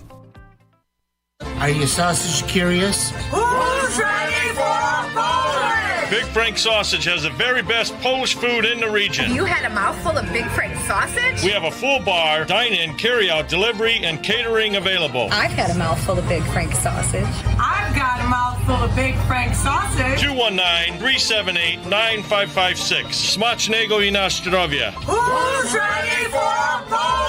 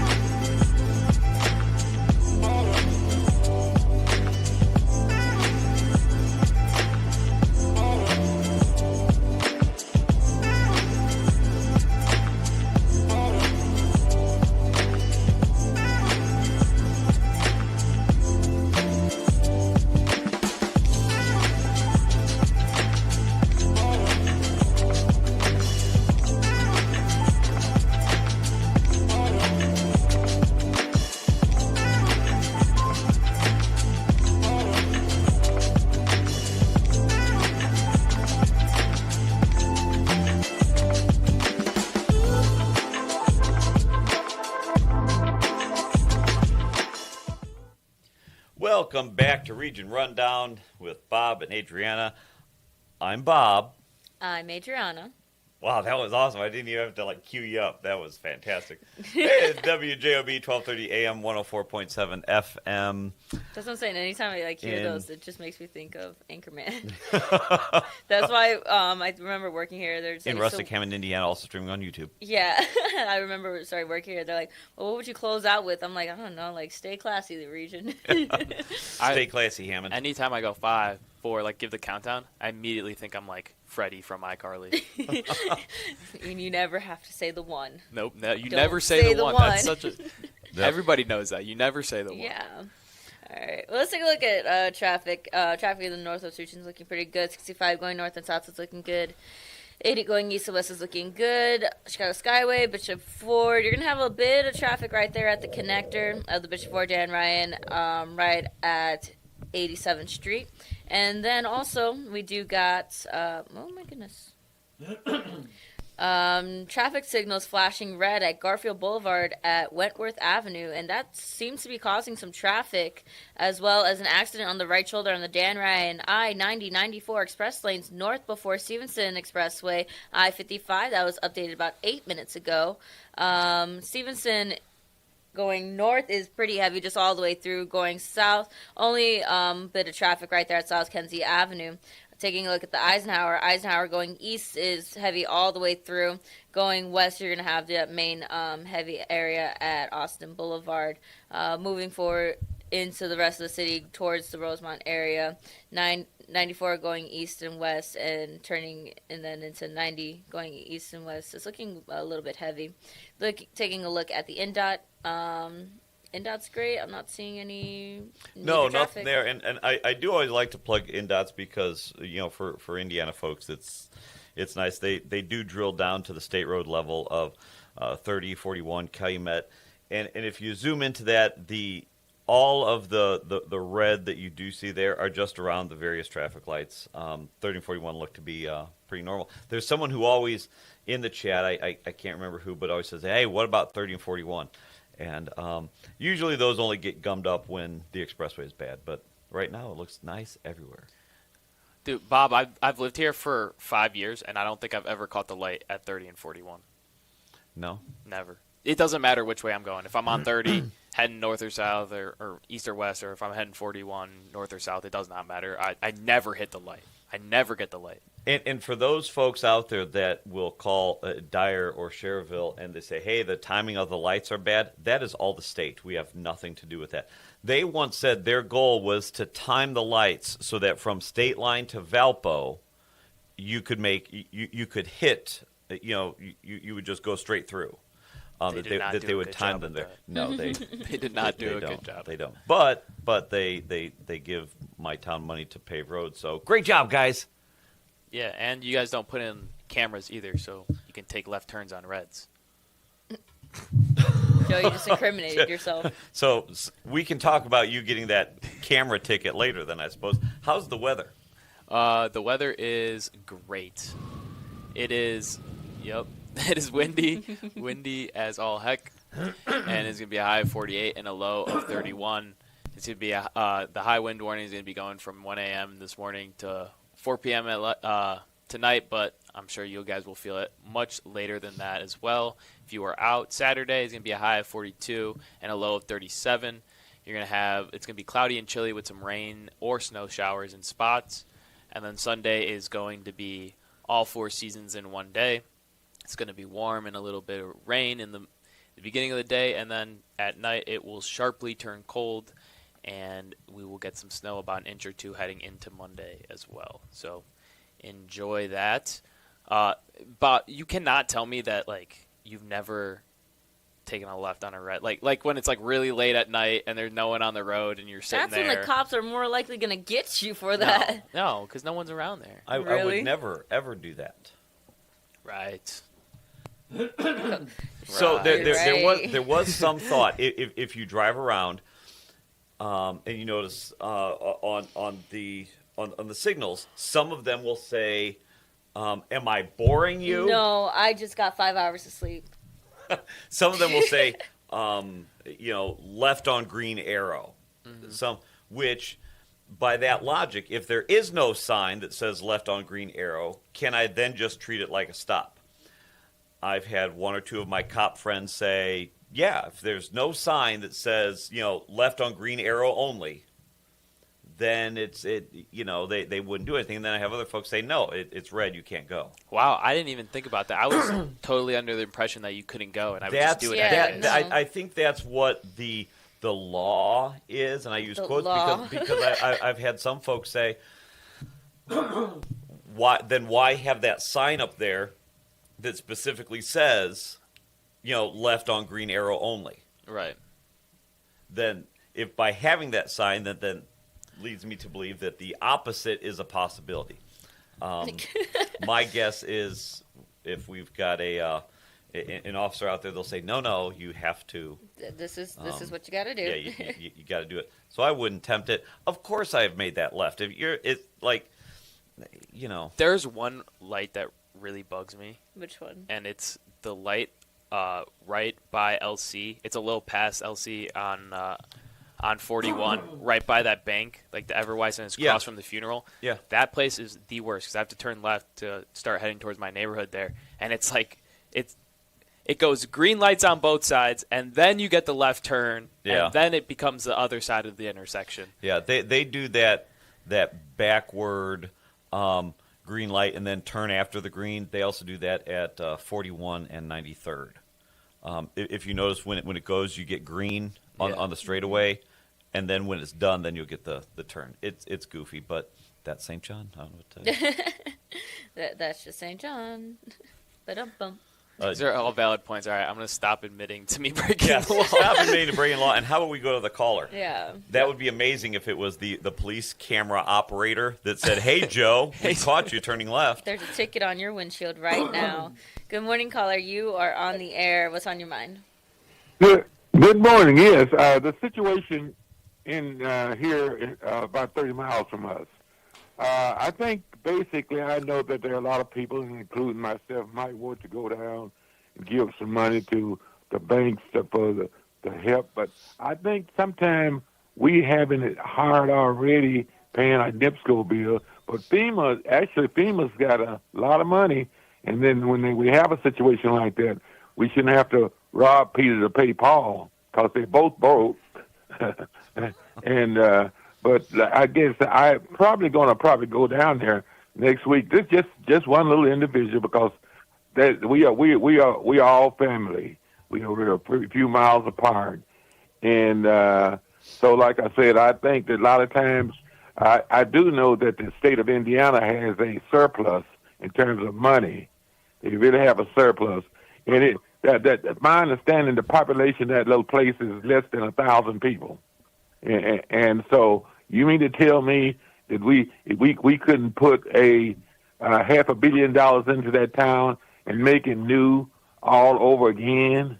And again, if we spend it for $2 billion a day with a war that don't care nothing about us, and I'm not suggesting that we shouldn't help those people too, but again.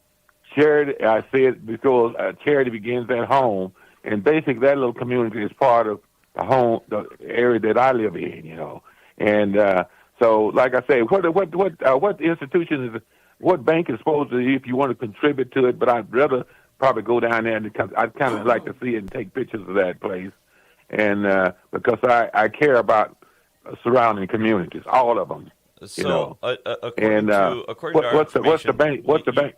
You can donate to the making sure that when you go donate at these banks is going to the Lake Village Relief Fund, Kentland Bank, not the Lake Village branch, but Kentland Bank, DeMott State Bank, Community State Bank, Fowler State Bank, and First Financial Bank. So I suppose any of those you can you can call. And that's a good thing. I really think that. But I'm just suggesting that. Yeah, I can make a donation, just a level. I'm retired and whatever, but again, I could throw my little 2 cents in. But they got some big problems in terms of their houses being some may not have had insurance on their house, and it's all gone. So FEMA, I have yet to hear a FEMA coming in there would say, "Hey, look here, we appreciate y'all help, but we need some big money here." You know what I'm saying? And go in and take care of that whole thing. They could do it with the snap of your fingers. You know. So with that, let's all be concerned, and the Red Cross, and you got a number of things. Because as I indicated to you all the other day, I had a situation where I was with Bob and an attorney in Texas where we didn't have anything, and they came in right away.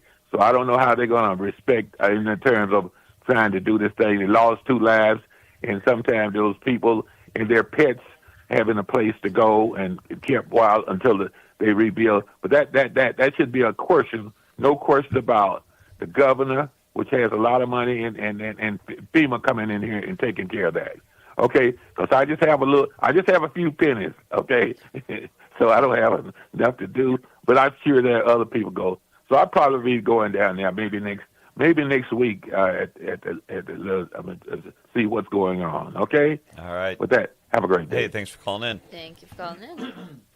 We got anybody else, Joe, or is it just our time to yammer? I guess it's just our time to yammer, but I do actually have a little bit more. I do want to say one other thing. So, Mark, I think it was, in the comments, said that, is it true that, here it is. Is it true that all stop signs with white trims are optional? Growing up, I had all my neighborhood friends were all like 4 or 5 years older than me. So obviously they would drive me around. And once I got old enough to go to driving school, that was what they told me. They told me that the white trims around the stop sign mean that they're optional. So the first time I got in a car to do a test drive with my parents, I rolled a stop sign, and they flipped on me, and they're like, "What are you doing? What are you doing?" And I'm like, "There's nobody else at this intersection. It's optional." So I just rolled through it. They didn't say that in driving school. Well, I didn't. I wasn't technically in driving. I was old enough to go there, but you didn't take the courses? I hadn't taken the courses yet. Right, so I didn't know any better, but I was probably a week or 2 out of actually going to class. Okay. So my parents were just trying to get me accustomed to driving a car, and I rolled through a stop sign thinking that it was optional because of the white trim. So do not believe that. That is not true. All stop signs have white trims, and none of them are optional, unless it's me.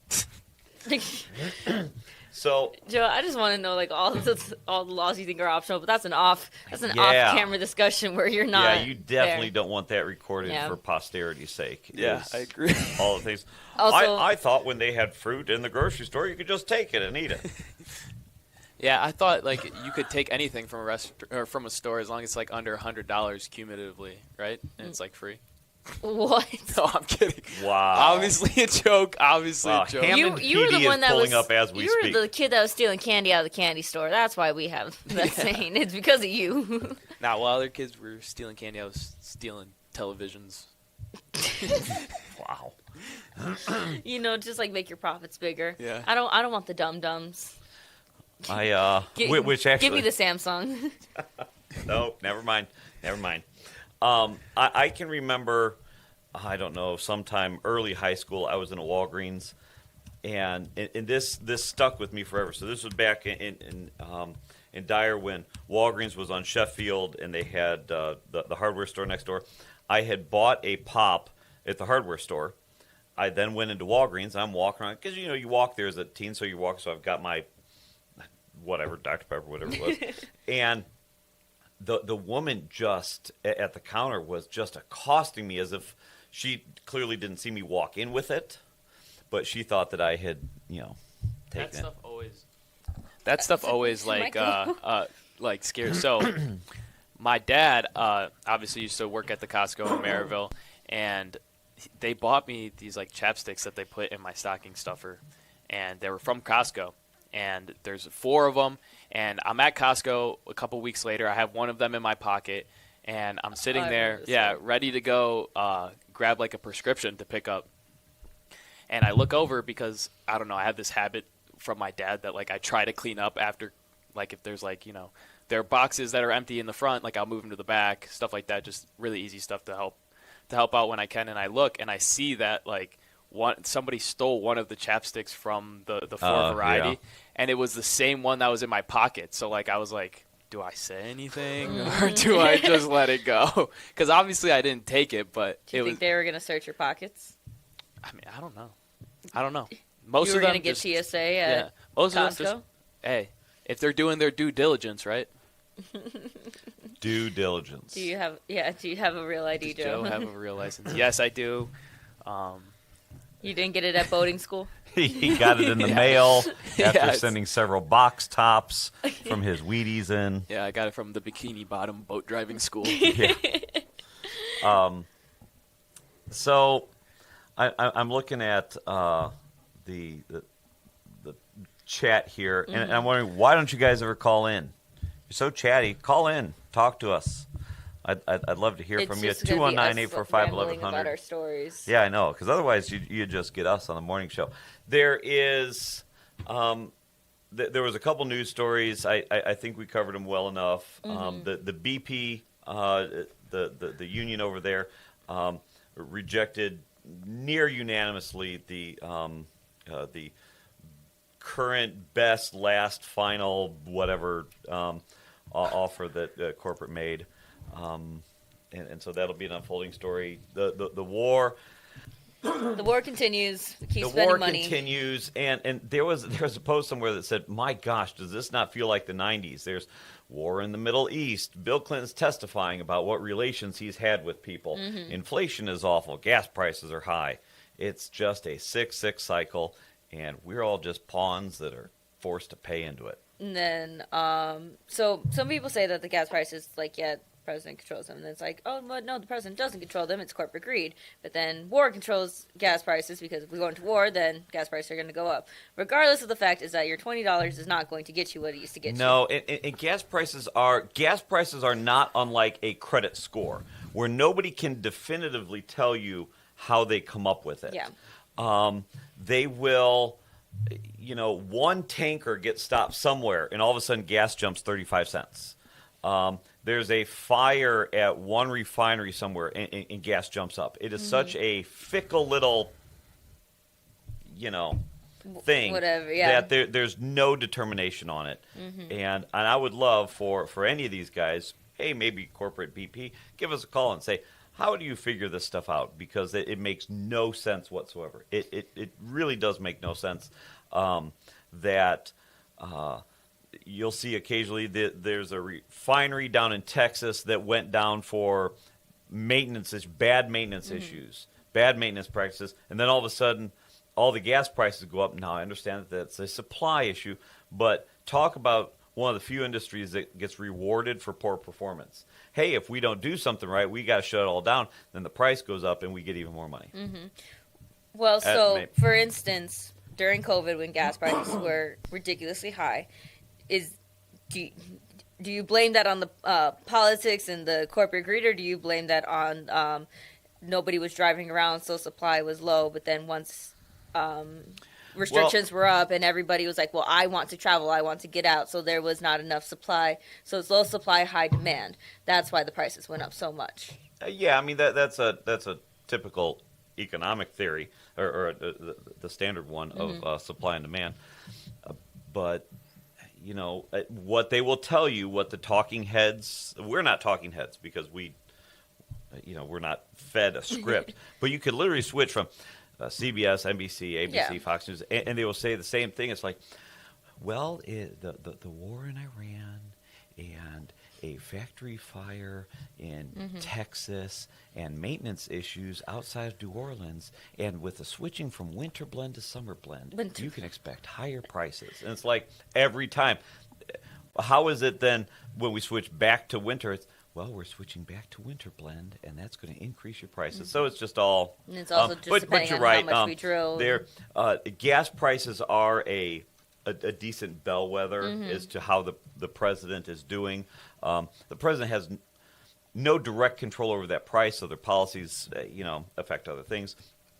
And so, I mean, now that gas is $3.50, $4 a gallon. Someone did say if you're out there, retype it in there. Someone said they got it for $3.39. Let us know. Well, there's an app. It's called Gas Buddy, And I use that all the time. I have all my gas apps, and Gas Buddy, I love it because what it does is that it tells you the most expensive and the least expensive gas that is around you. So right now, at least within the area we're in, the lowest is $3.35, and then the highest is $3.89. And then if you have the apps, you can get 10 cents off your gallon. So I use those each time, whichever is going to give me the most off. Gas is good. A gas price of about $2.50 is good for the economy. Everybody, Everybody's you happy. can fill up your car okay. You can. They're making enough money. It's like everybody gets a little piece of that pie. But as soon as it gets to start going higher, man, there's a ripple effect to that. Yeah, and, that's. I have to go put gas in my car right now. I don't want to. No, it's the difference. My $20 is not going to give me what $20 A month should ago, give me. it was $50 to fill up the car. Now it's 70 something. Mm-hmm. And I just feel bad for, and maybe Trucker Mike can call in with this, the truckers that have to fill diesel. Oh yeah, which again is odd because diesel is less refined than gas, but diesel is more expensive. Mm-hmm. It's just the whole thing. Scam. And those and people who have RVs. Ooh, recreational vehicles. Yeah. I gotcha. I see the pricing, and they're like, dang, okay, that's enough slices, like, please, I'm good. But, the gas prices, they continue to rise, or if we're just going to see them come down, I don't know. Just hope that they come down, but, maybe that's rose-colored tinted glasses that we are seeing at the point in time. But we are going to take a break because it is 7:52. Because Joe was flapping his arms like 4 minutes ago. Take a break. Because we got to pay to keep the lights on. Yeah. And also the light got replaced there. I don't know when that happened. Which one? This one. This was out yesterday. It's a weird cycle thing. You just had to turn it off and turn it back on. Oh, I don't like that one. We'll I was going to say I had them order new light bulbs for us. Oh, good. So I feel bad now. Well, no, because that one... It is going out? Well, and I don't know why, other than... Because I just realized this at this moment in time. Yes, but if you look at them, and now this is terrible radio because I'm pointing to things. What? Oh. My bad. Sorry. I'm looking, I'm just like, yeah, this one's up. Yeah. No, that one's blue. Yes, I know. I'm very short. The mic's like covering. It's covering your face. Yes, yeah. I am very short. And it's called short torso syndrome. That's what we got going on here. So no, because that's an actual thing that. So if you have a very long torso, then certain clothing is gonna look better on you. But if you have a short torso, other clothing is not gonna look good on you. That's like high waisted, low waisted. It's a whole thing. All those different things of fashion. Huh. But we are going to take a break. You are listening to the Region Rundown with Bob and Adrianna on WJLB, 1230 AM, 104.7 FM in Hammond, Indiana. You're also watching live on YouTube. Don't go anywhere. We got one more segment, and we'll be right back.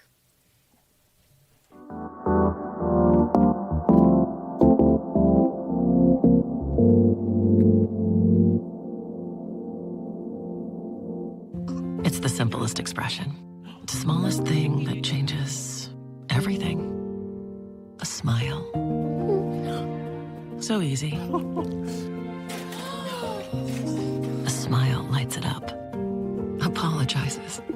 And welcomes unconditionally. Because the shortest distance between two people is a smile. Thank you. Strachan Van Til, where making life easier starts with a smile. IBEW Local 697 electrical contractors bring the highest standard of electrical work to Lake County homes, schools, and businesses. From everyday fixes to once-in-a-lifetime builds, we don't just get the job done, we get it done right and up to the highest safety standards. When you need electrical work, hire the professionals who power Indiana. Powering Indiana, Lake County, bringing excellence to the job, creating a brighter future for our community.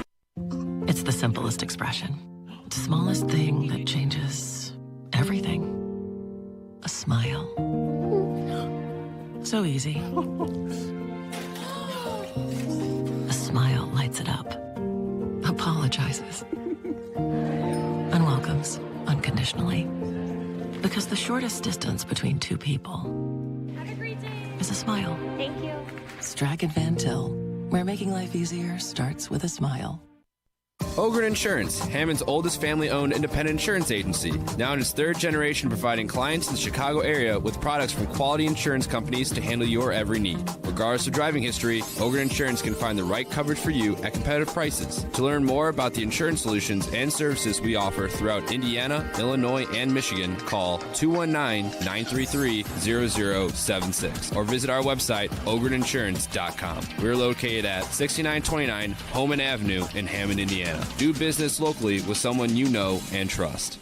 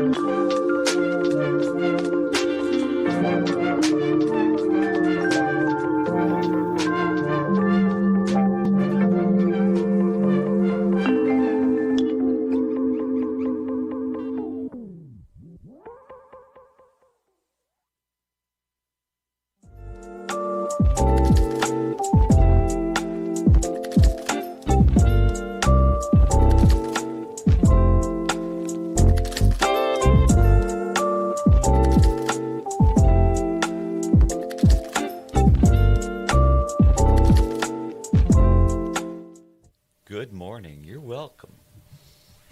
That's all I got. I had a great day. Good morning. You're welcome. Yep. You're welcome for listening to me. No. That's all I got. That's all I got.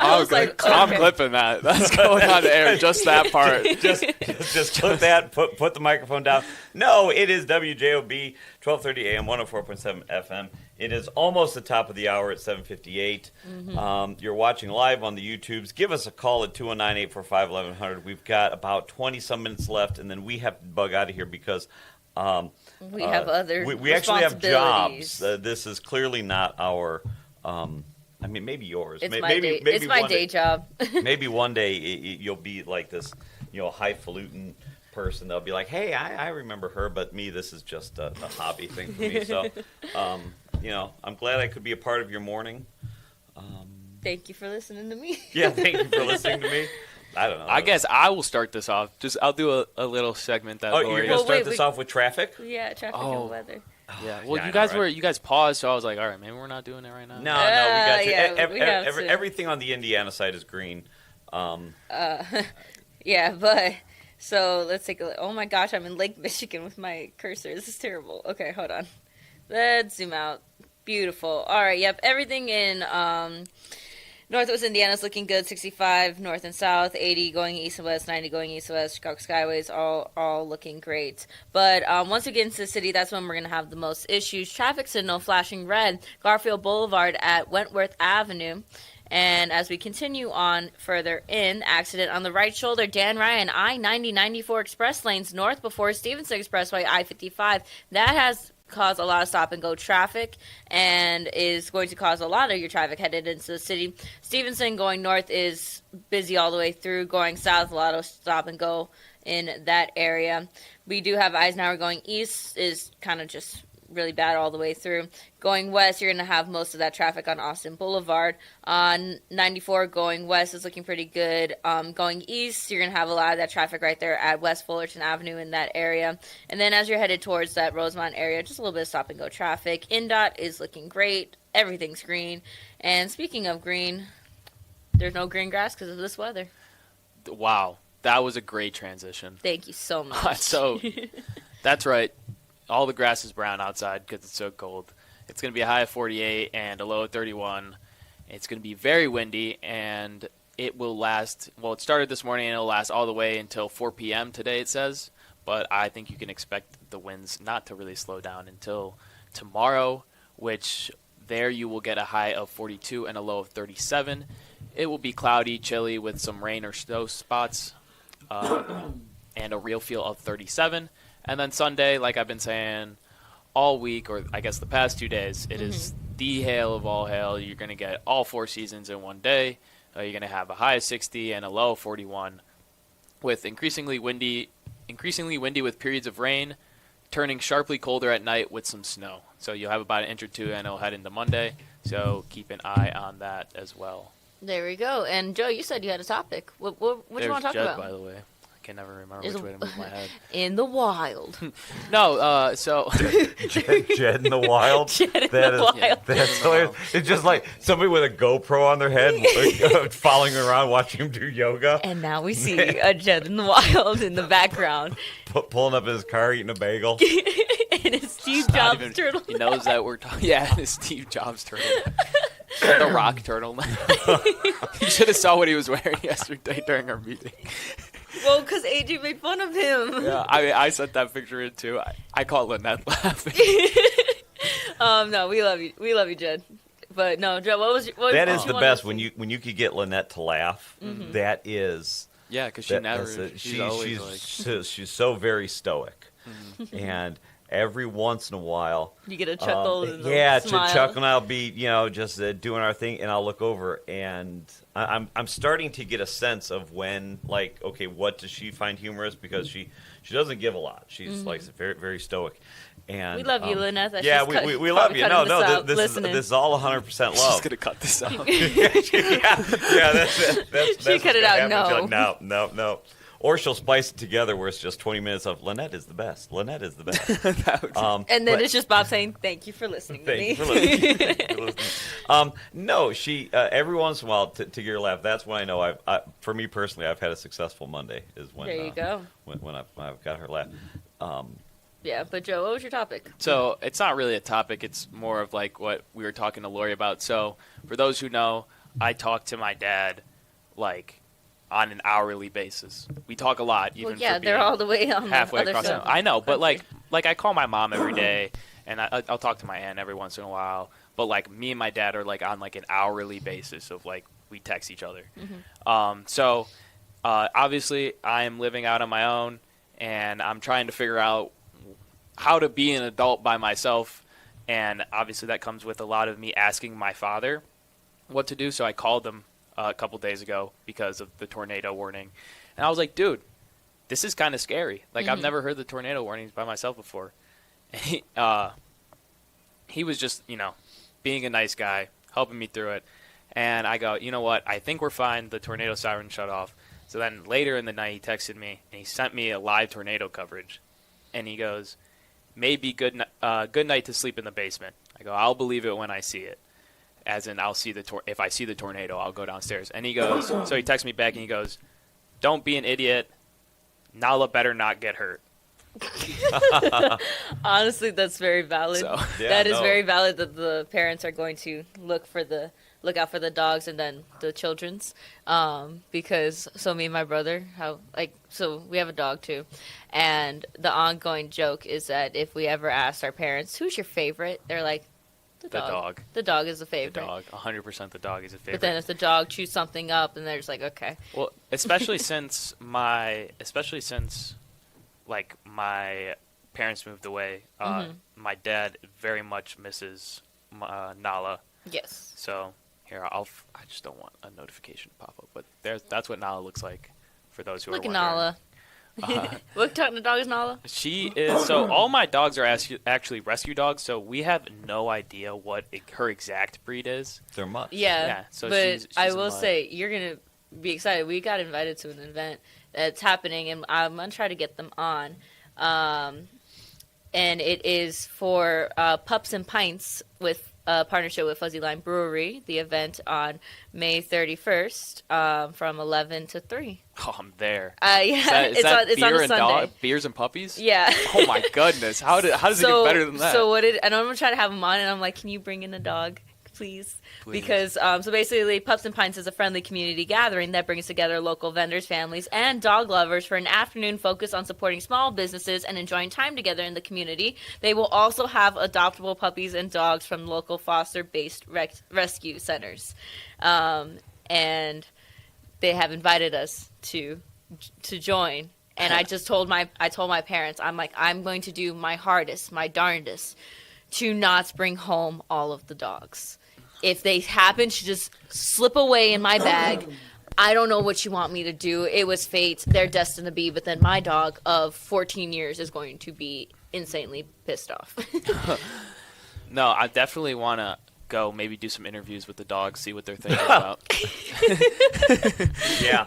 Oh, if I see like a little blue nose pit bull, blue-eyed nose pit bull, oh my gosh, there's no way. I would definitely have to take one of them home, especially as a puppy. I think Nala would like that. So she was, like I said, she's a mutt. So we got her from the Hobart Humane Society. Okay. And she had 2 litters, and obviously got them both taken away. And she's missing one of her canines. So, wow.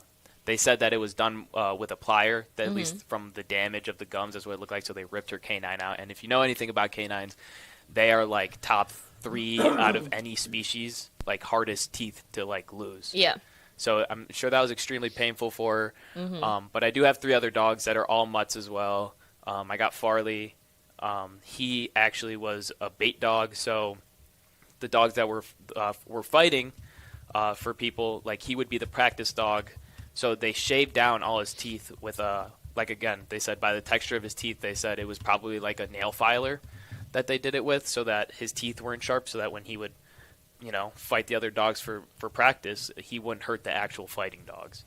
And then I got one little guy. He's a pocket bully. I know that for a fact. He's pretty straight up. But he was actually running around the streets of Gary for 2 weeks, and then someone picked him up, and we were lucky enough to get a hold of him. And then we got a 4th one, but we're not going to get into Hamilton. He's a baby, a ginormous baby that put a hole in my hand, so he doesn't deserve to be talked about. Poor him. Do you have any pets? Yes, we've got a little dog. So Beck wanted a dog. I didn't want a dog.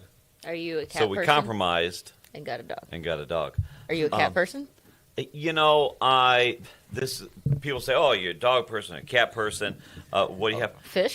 No, I don't like. We've got one dog and one cat, and I gotta be honest with you, I am so over animals in the house. What? No, it doesn't mean that I don't love them. Joe's like, do you not have a heart? Yeah, no, Yeah, no, I don't. I don't know what you mean. Yeah. Well, what kind are they? I don't. The dog is some mix that, as Becca's maybe listening, she will text it to me. But it's some poodle mix. Okay. But it's this little 10-pounder cotton ball thing.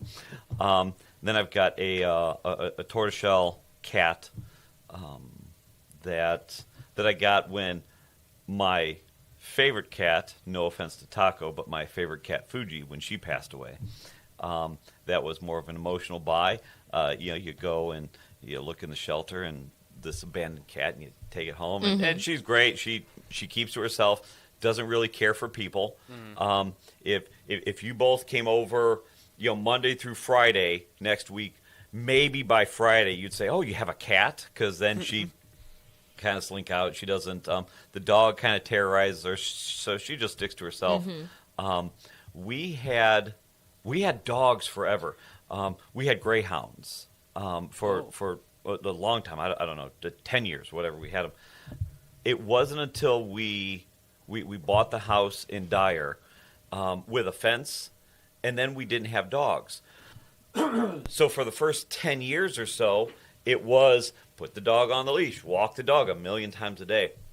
And I just got so over that. And then we had a greyhound who, as she was getting older, she'd go in the bathroom in the house a lot, and I just got fed up. And so the agreement that I told Beck, because she wanted a dog, and it's nice. He does play fetch and all that stuff. He's playful. He does all those.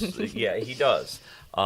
If someone comes to the door, he barks. So if I'm out of town, it's our early warning system. But I told her, I said, look, if you Chuck Pullen said, I don't like animals in the house was the minute I lost re-election. No, I have animals. Caring for them is... You rather not. Yeah, beyond my current capacity. It's like when people have babies. It's like, oh my gosh, you're so cute, but I can give you back. I can give you back to your rightful owner, and I don't have to take care of you. Yeah, and it's odd because both of the animals just absolutely love me.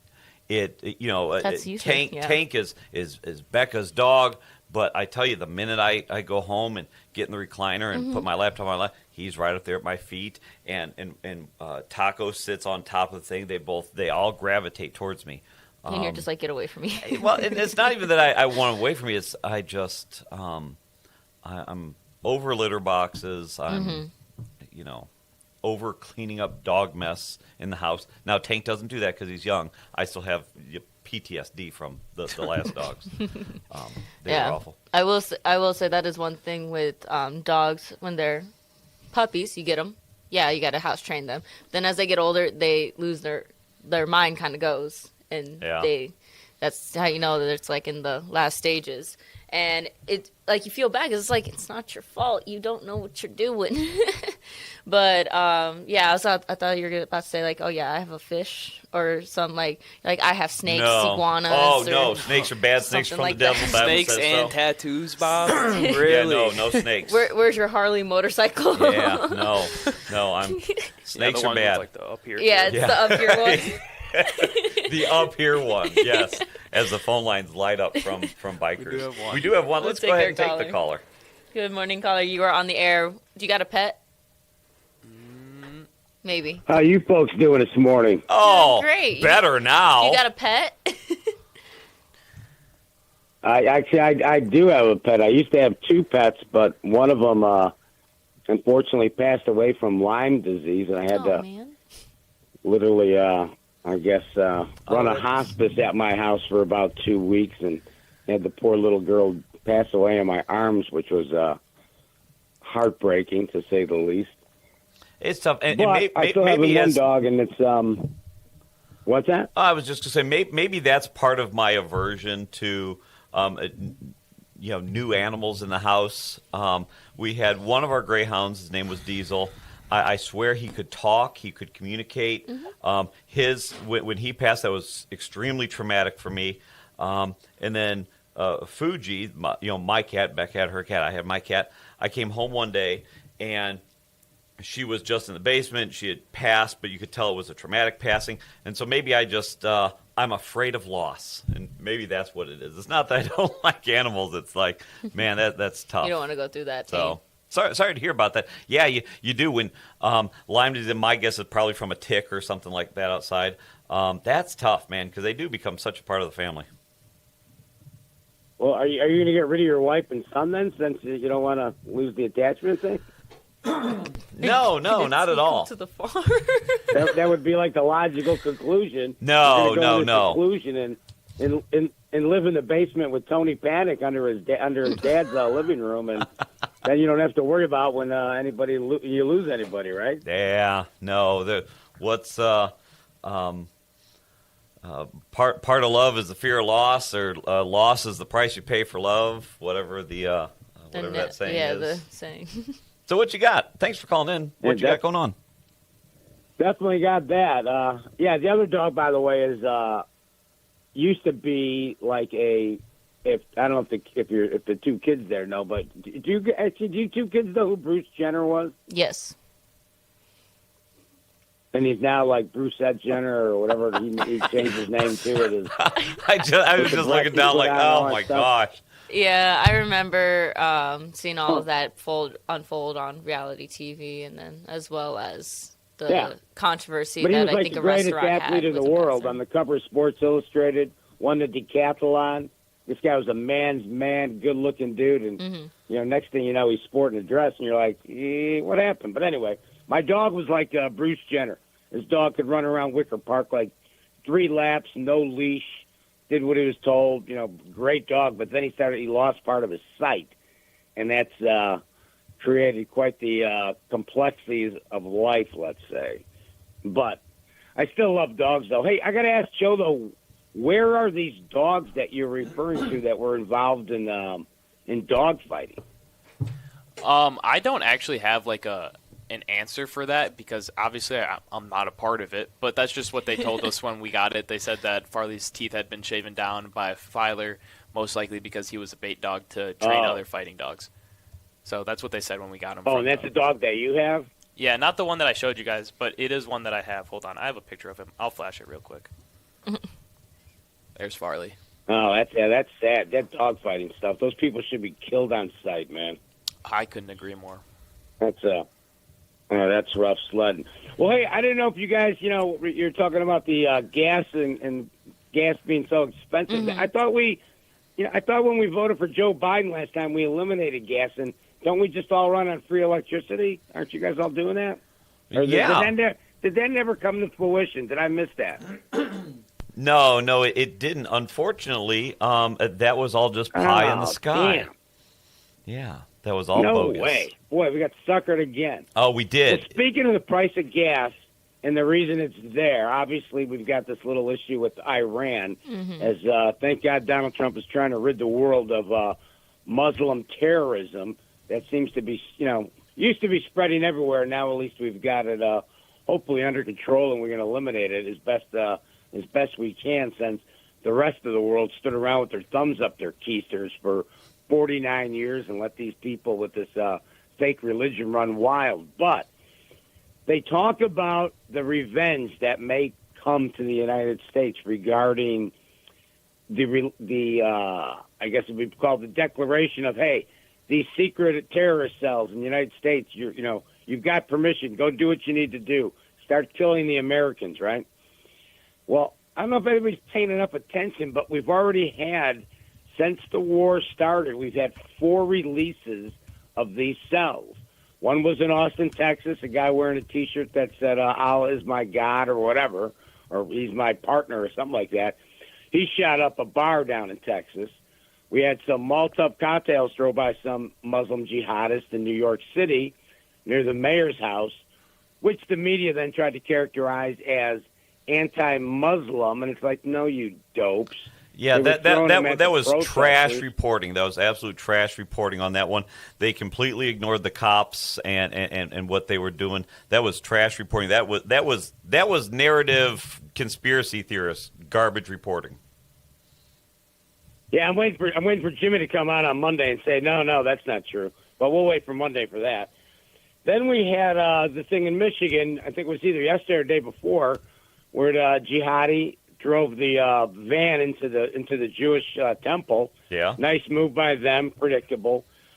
But the last one, and if you didn't catch this one, it was out, and this might appeal to you two kids. It happened at Old Dominion University out on the East Coast. And what happened is a 36-year-old Muslim guy who was put in jail for terrorism back in around 2016, and then he got released.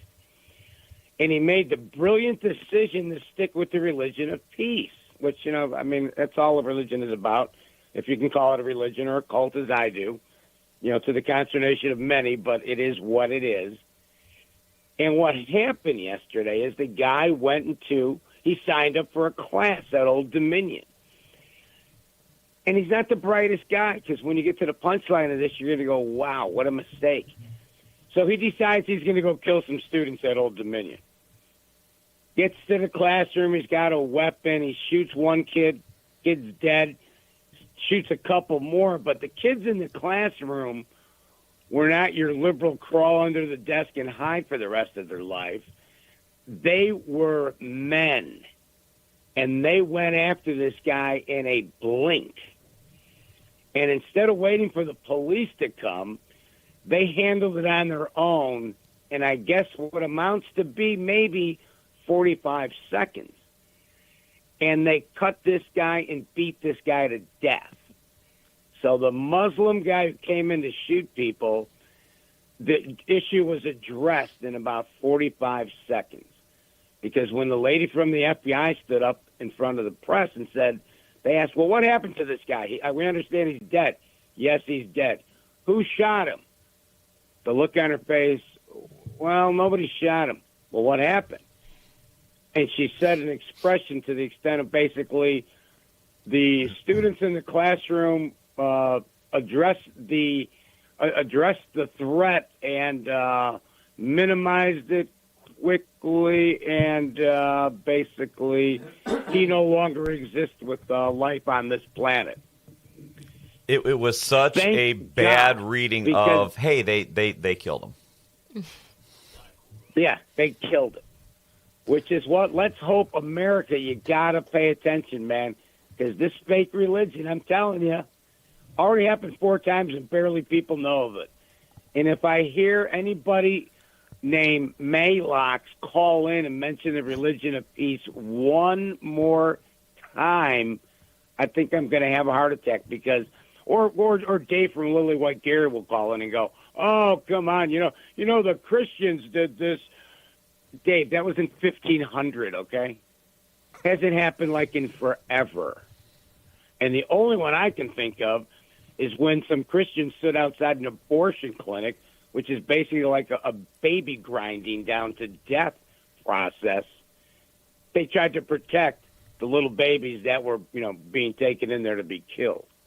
But that's what we're up against, folks. So, and Bradley, I know Bradley Gimbel's probably right on the horn right now on hold, but pay attention to the religion of peace because it doesn't seem to be as peaceful as we thought, I don't know. You guys tell me. Well, I will tell you that I hope you have a great weekend. I'm going to have a great weekend. We're going to wind down here in a few months. Thanks for the call. Hey, yeah, I got you, man. Have a good one. Yeah. I mean, we talk about, religion, and, there's people are like, oh, fake religions, this religion's bad, that religion's good, all that stuff. I'm not saying, anybody has the correct religion. We all believe in whatever you want to believe. But one that, fascinates me, we were talking about conspiracy theories earlier, is Scientology. Oh, yeah, that's the Hollywood one. Yeah, and, it's just so interesting to me that it's able to exist. I don't know, but it just seems like if any religion feels culty, it is that one. But I don't know. Everybody says hey, you believe in this, so you're a cult too. So I guess there's no room to judge. Yeah. But that one just fascinates me and all the stories that come out of it.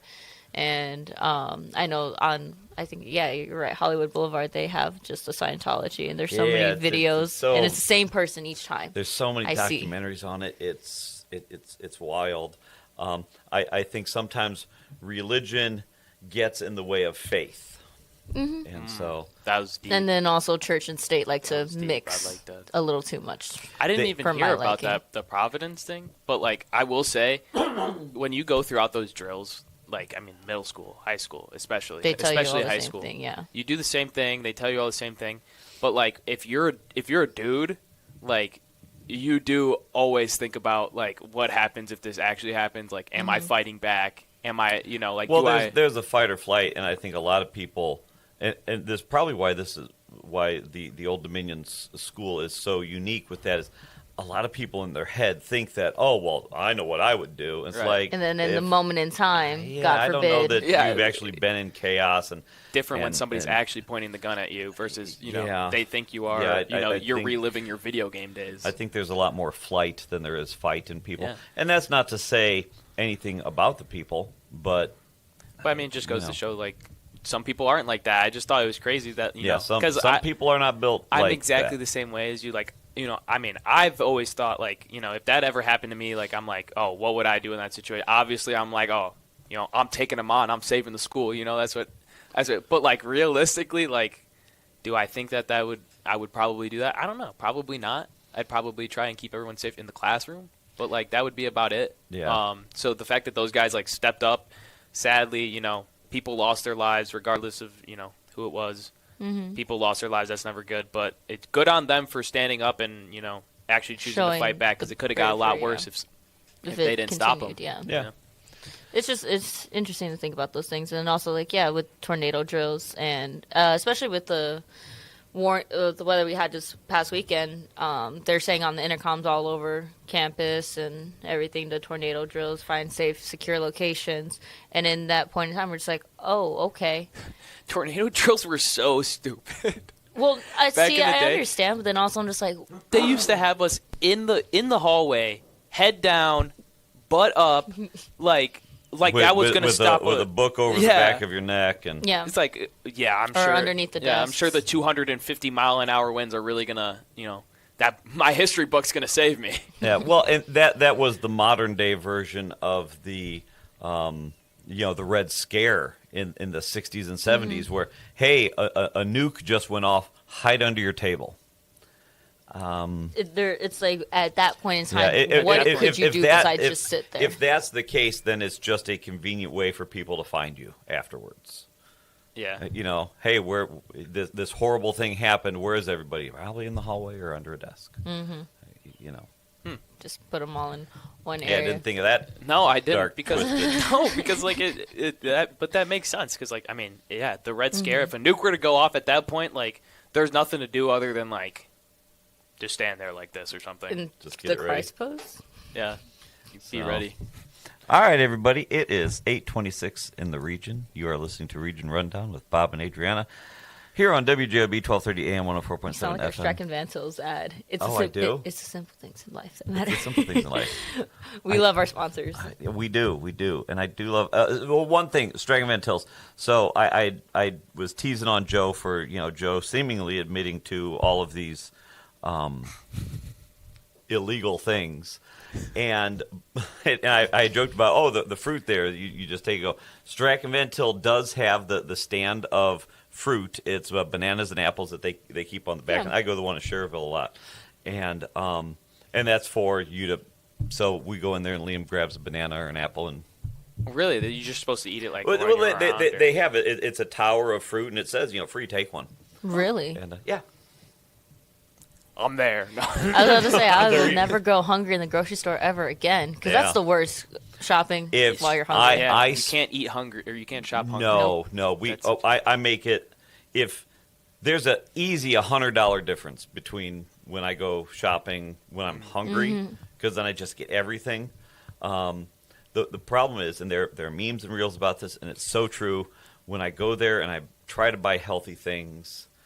And then I get home and it's 10 o'clock at night, everybody's sleeping.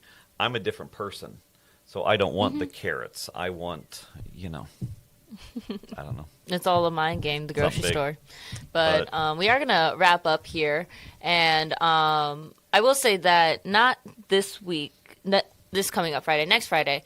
What we are going to have is we're going to have a new segment coming up from the 8 to 9 o'clock hour, and that's going to happen on some days. We're going to let it go from the, I think, entirety of April. I got to look at the dates again. But we're going to have a sports segment from 8 to 9, and we're going to have a new host. So it might be a whole new show, or it just might be in addition to Region Rundown, but Bob and Adrianna will not be here for that. And that is just to fill in that time that we have because we have to leave at 8:30 at these times. We got to work. And just see how it goes. So during that time, it's not going to be really politics, news. You're going to get all that. You'll still get your traffic and weather at the breaking points that we have. But, Joe, you were going to be producing a sports segment. I will be producing it, and I don't know who the host is either, but I'm sure we will argue a lot.